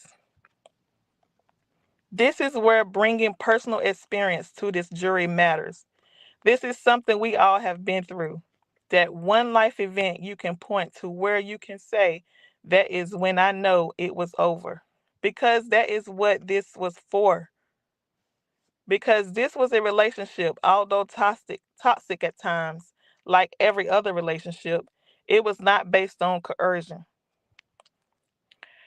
It was not based on force.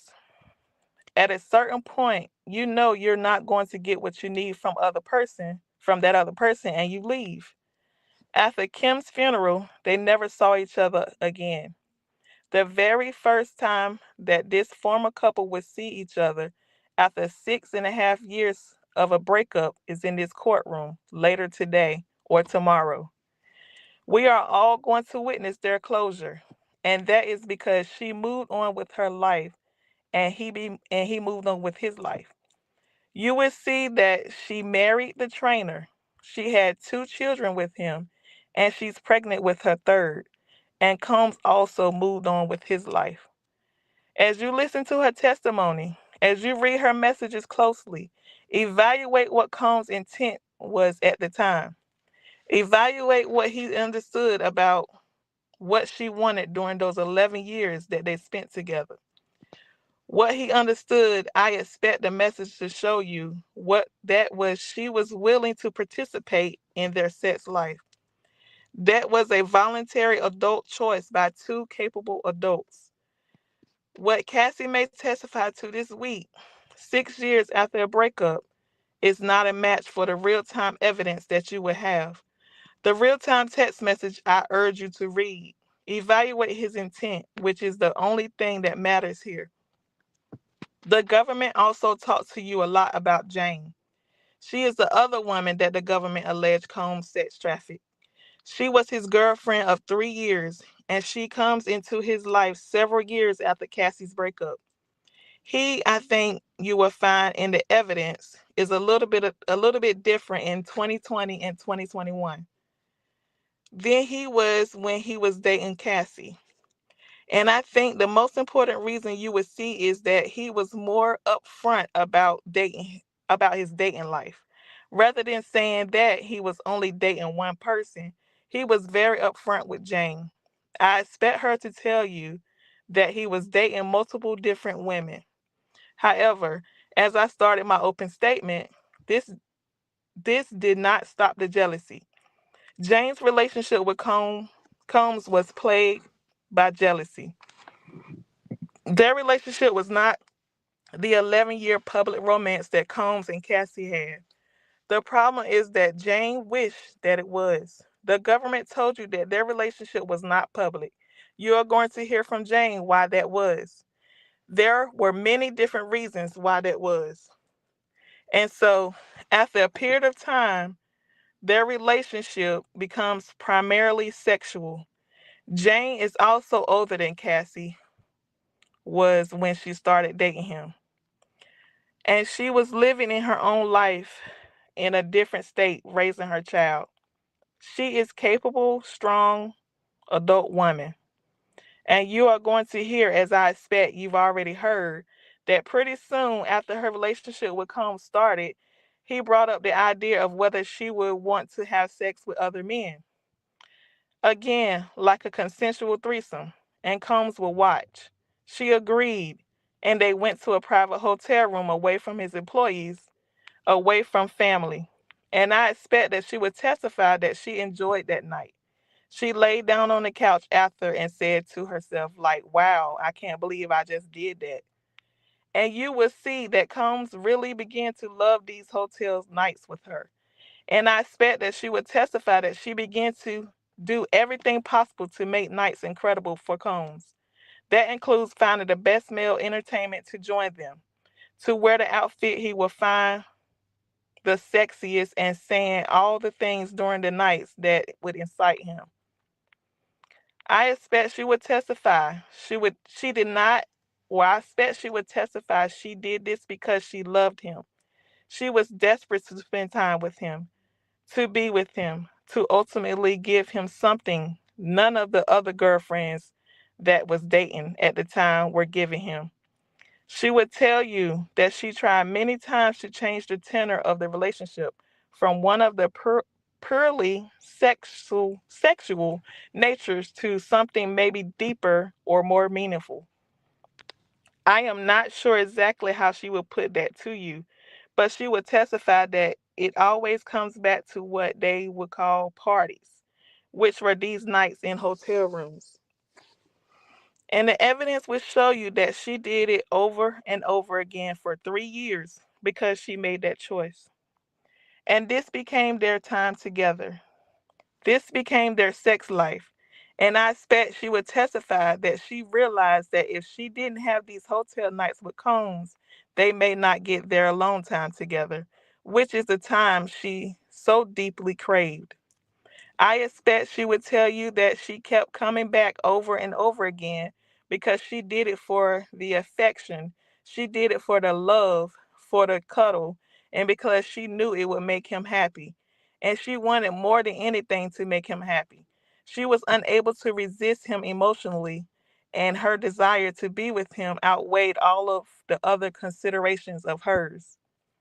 The government told you about a phone call they had in November 2023. I expect the evidence will show you that even after this phone call, she continued. She flew out to see him many more times and continued willingly engaging in these nights.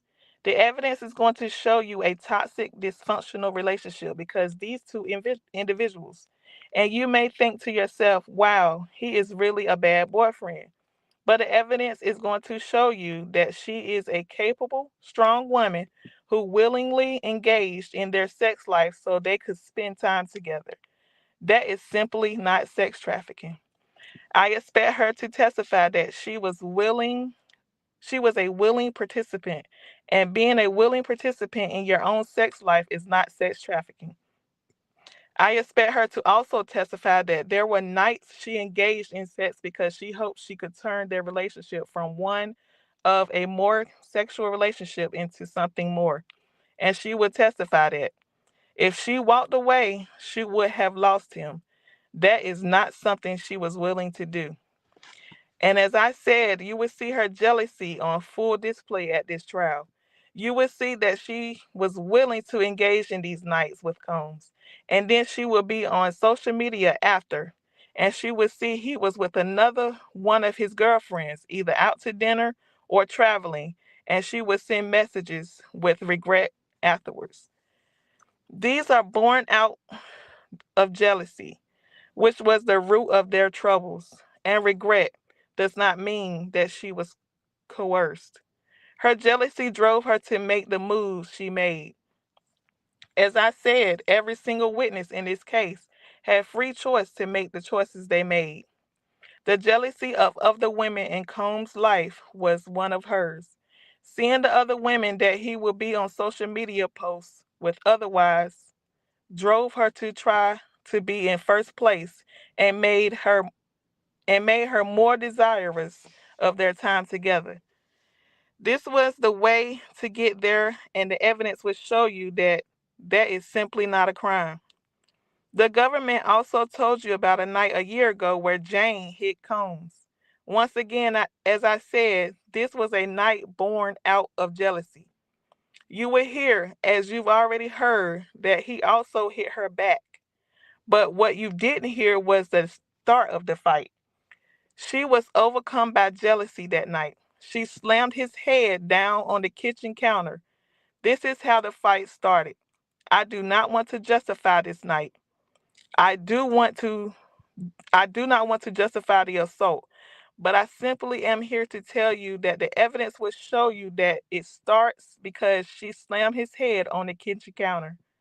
And you are also going to hear that less than a month or approximately a month after this assault, an incident of domestic violence at her home, she flew to Combs' home in Miami.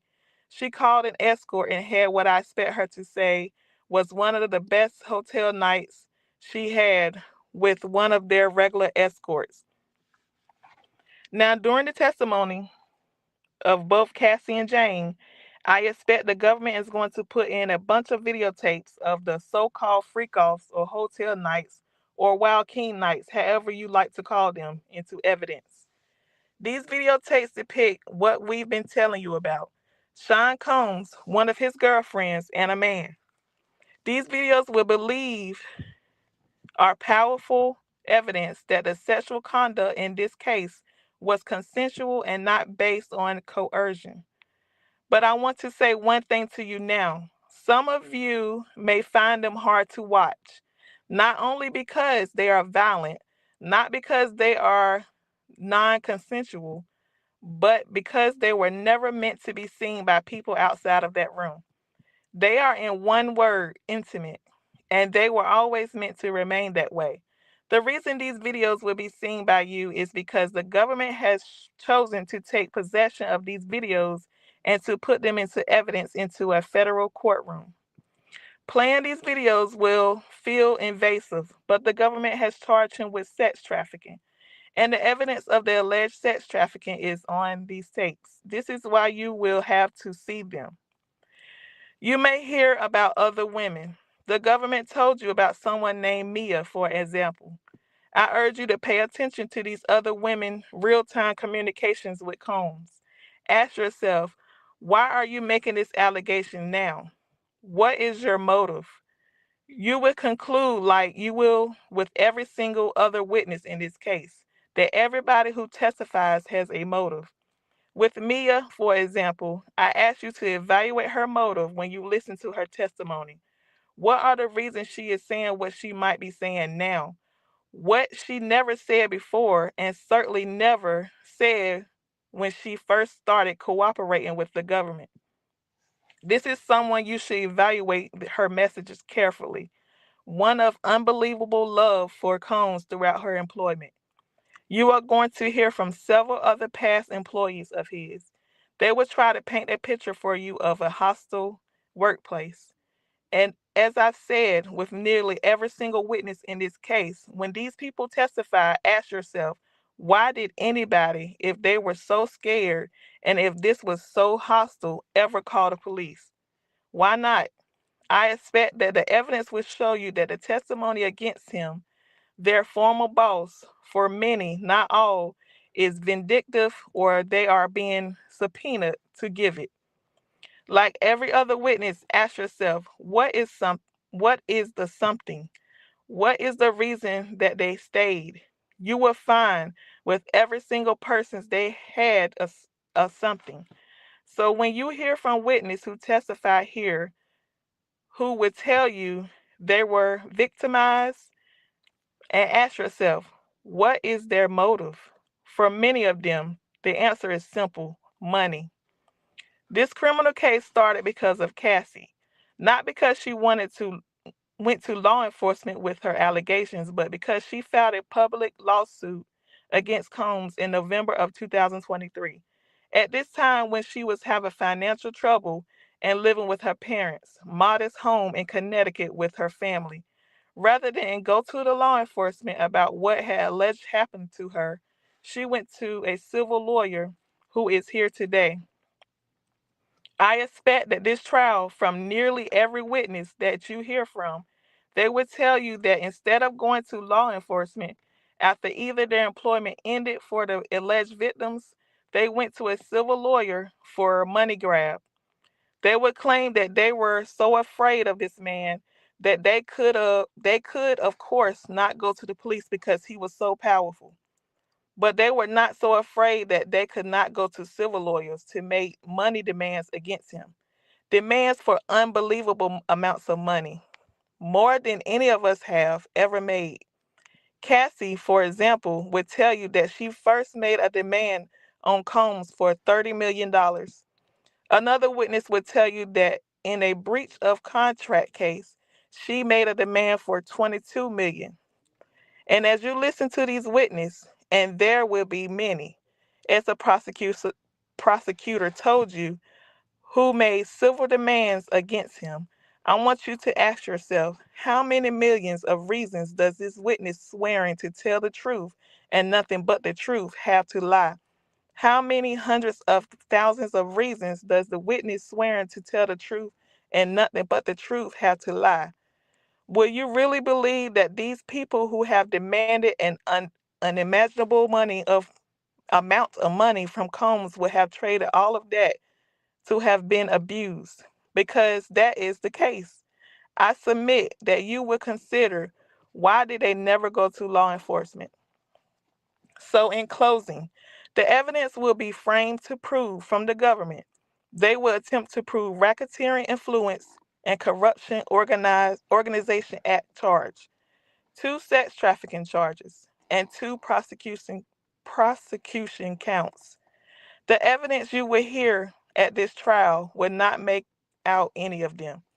The conspiracy charge is that Combs allegedly committed two counts of acts of kidnapping, one count of arson, a bribery and obstruction of justice, forced labor, and drug trafficking. I am going to take these briefly in turn, and then I'm going to ask you to evaluate the evidence by the witness who would testify about these acts. First, he did not commit any of these crimes. In terms of the alleged bribery and obstruction of justice, this relates to the Intercontinental Hotel incident that we've already talked about this morning.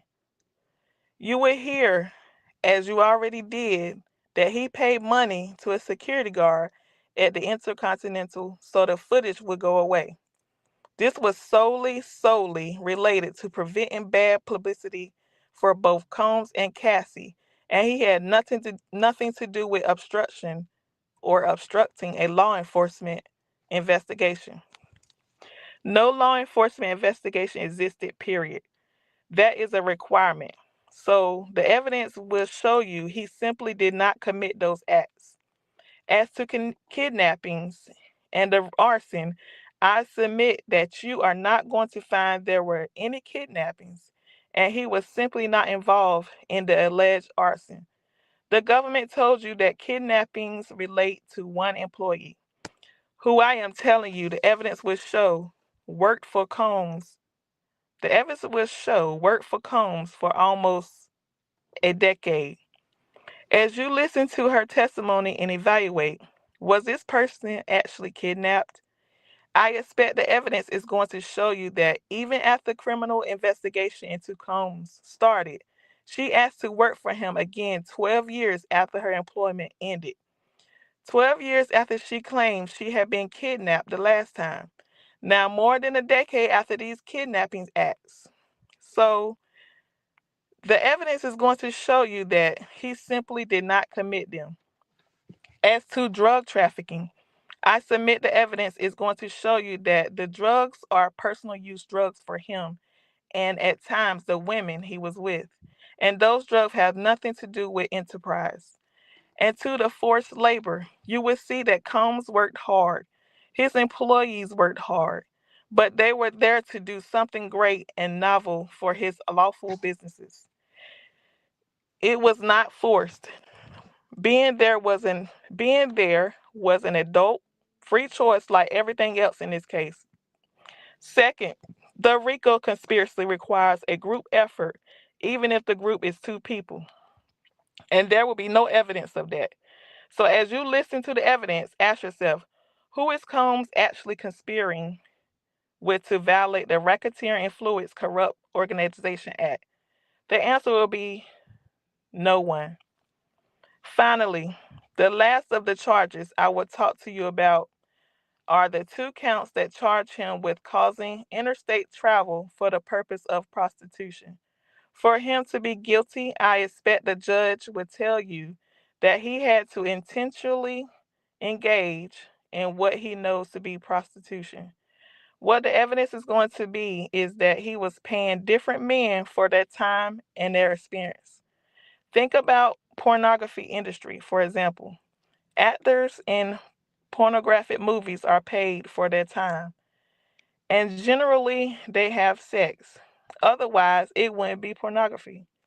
You will hear about many companies. I expect you hear from one later today called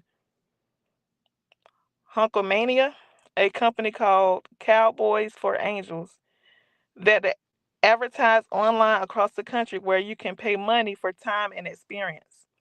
These escort companies are common and they do not advertise themselves as money for sex. They advertise themselves as money for time and money for experience. And that is what Sean Combs was doing. He was paying money for that experience.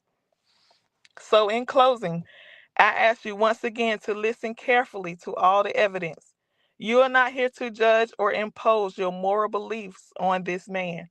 You are here as a jury of his peers to determine whether the government can meet its burden of proving beyond a reasonable doubt that he committed these crimes. When you hear the evidence, when you go back into the jury room and evaluate the evidence in light of the crime that are actually charged here, you will return the only verdict that the evidence demands, that he is not guilty of these crimes.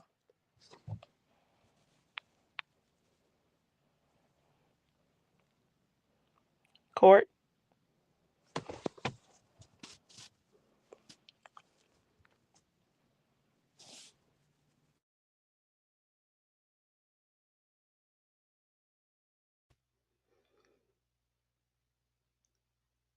All right. At this time, I think it's appropriate for us to take a break for lunch. We are going to take a little bit longer of a break today because I think that some of the folks in the office and the marshal service have things to discuss with our jurors. It's now 12:13.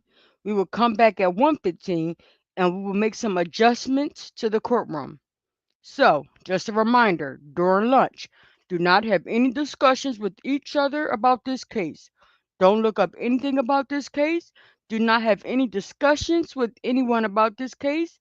And no one here in the courtroom or outside of it is to have any discussions with the jurors whatsoever. With that, all rise for the jury.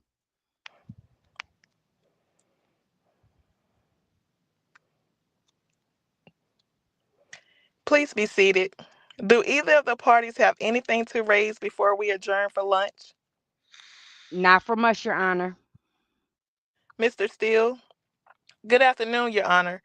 I just want to call the court's attention. The prosecutor for the first witness is going to attempt to introduce, I believe, she's very professional, told me two exhibits. The government exhibit 7R141 as well as government exhibit 7R148.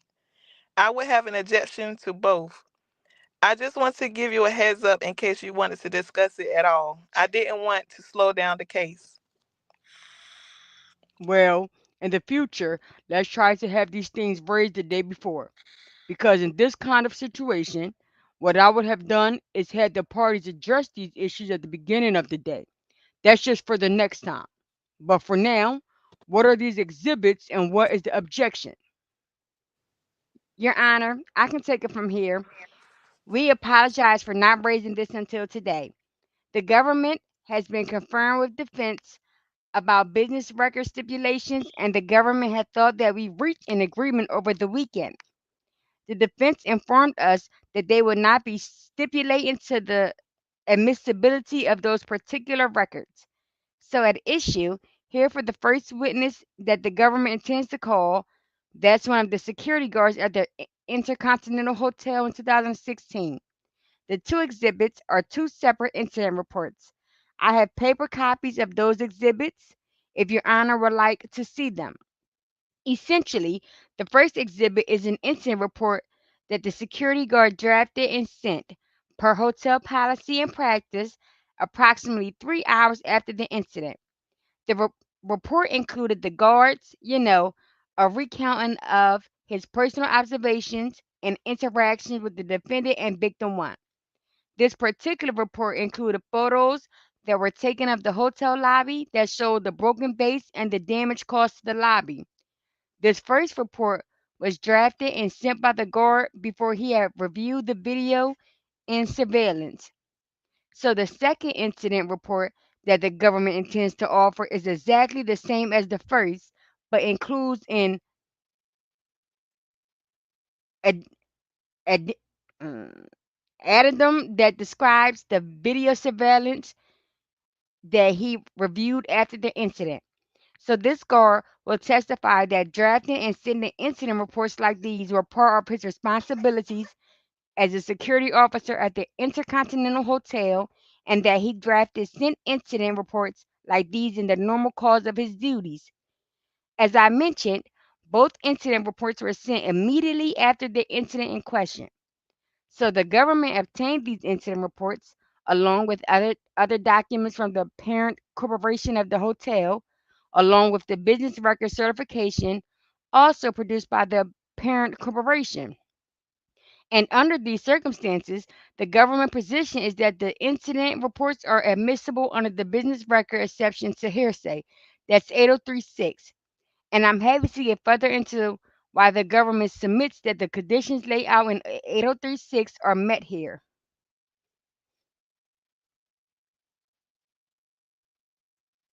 Well, I mean, you're going to have the witness prove it up, right? Of course, the witness will lay the foundation for entry of these documents as business records.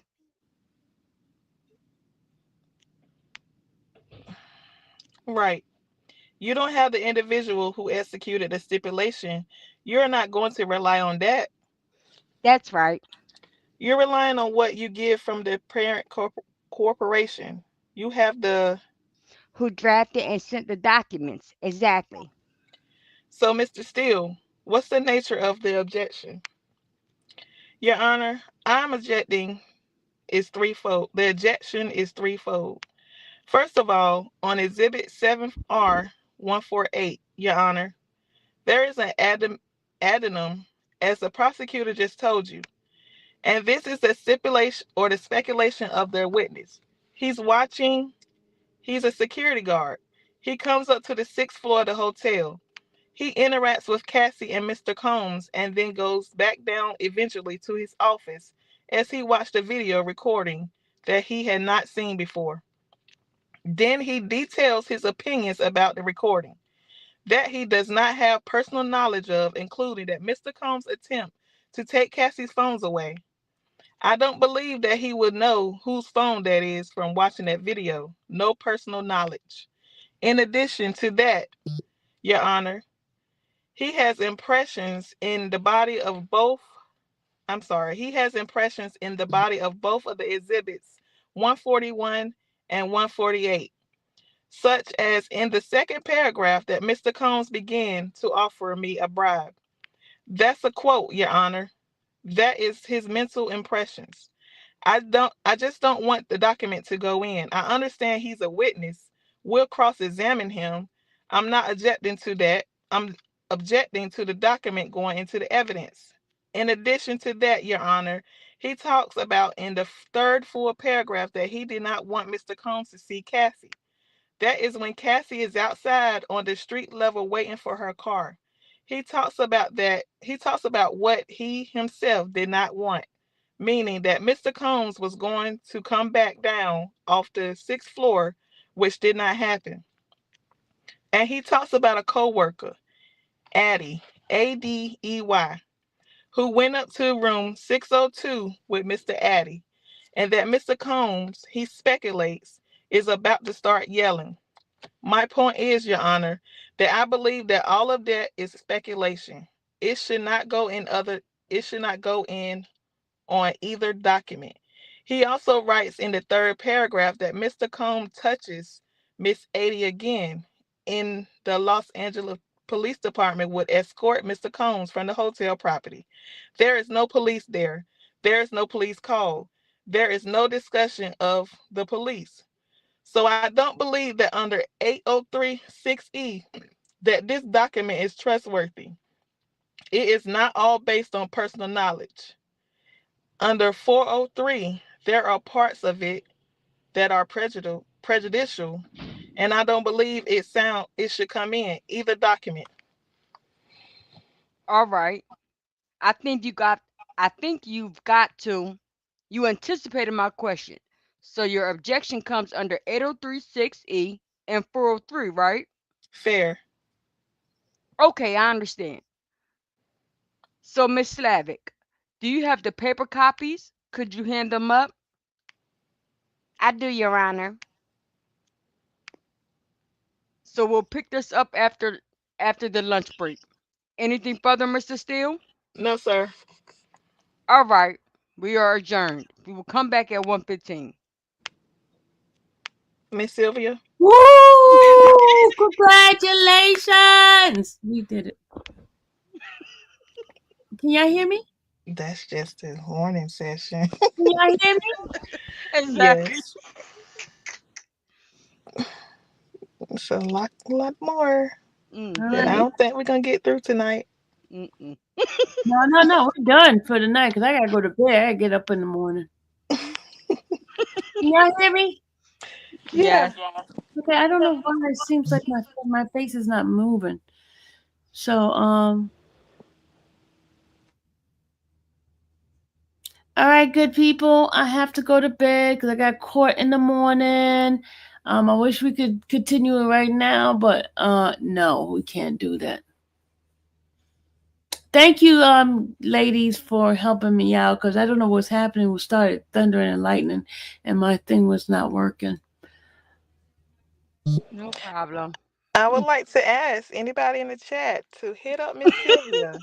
If you would like to help us read, it will be so much, Yeah, I got so much a couple of appreciated. people email me. They emailed me. So we will continue part 145 tomorrow. Good night, everybody. Thank you, Mimi. Thank you, Tiara. You guys rock. I thank you. I appreciate you guys for all that you do. You're Good welcome. Good night. Yes, night. ma'am. Good night, everybody. Good night.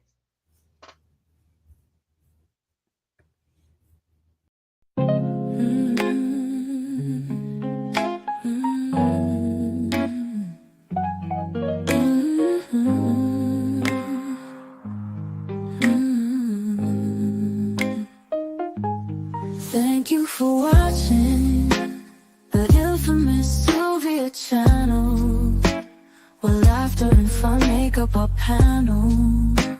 Together we build this digital spree. We appreciate you and our growing family.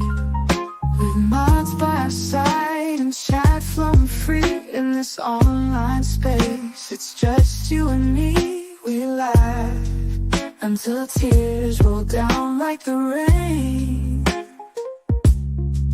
In this virtual world, you ease all my pains. We're a family, not just a show. Every click and comment makes us grow. Mods and chat, keeping the vibe so right. Together we shine like stars in the night.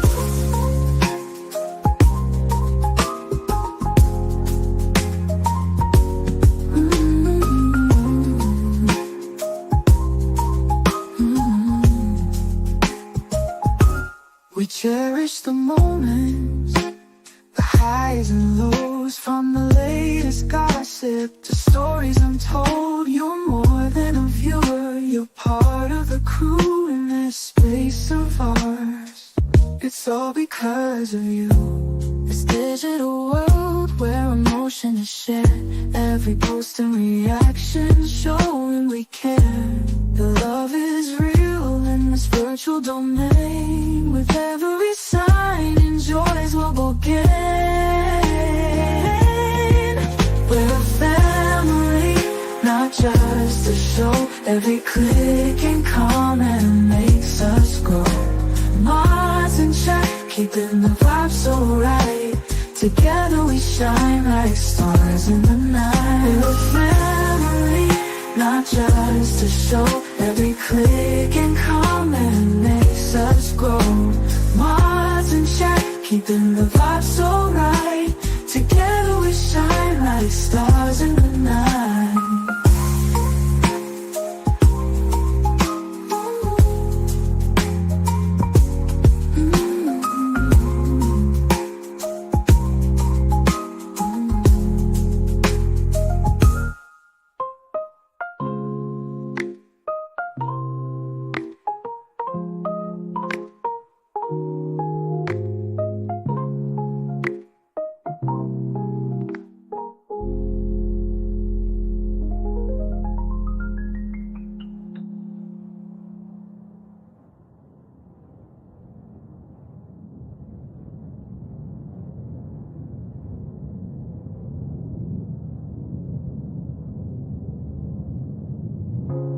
This digital world where emotion is shared, every post and reaction showing we care.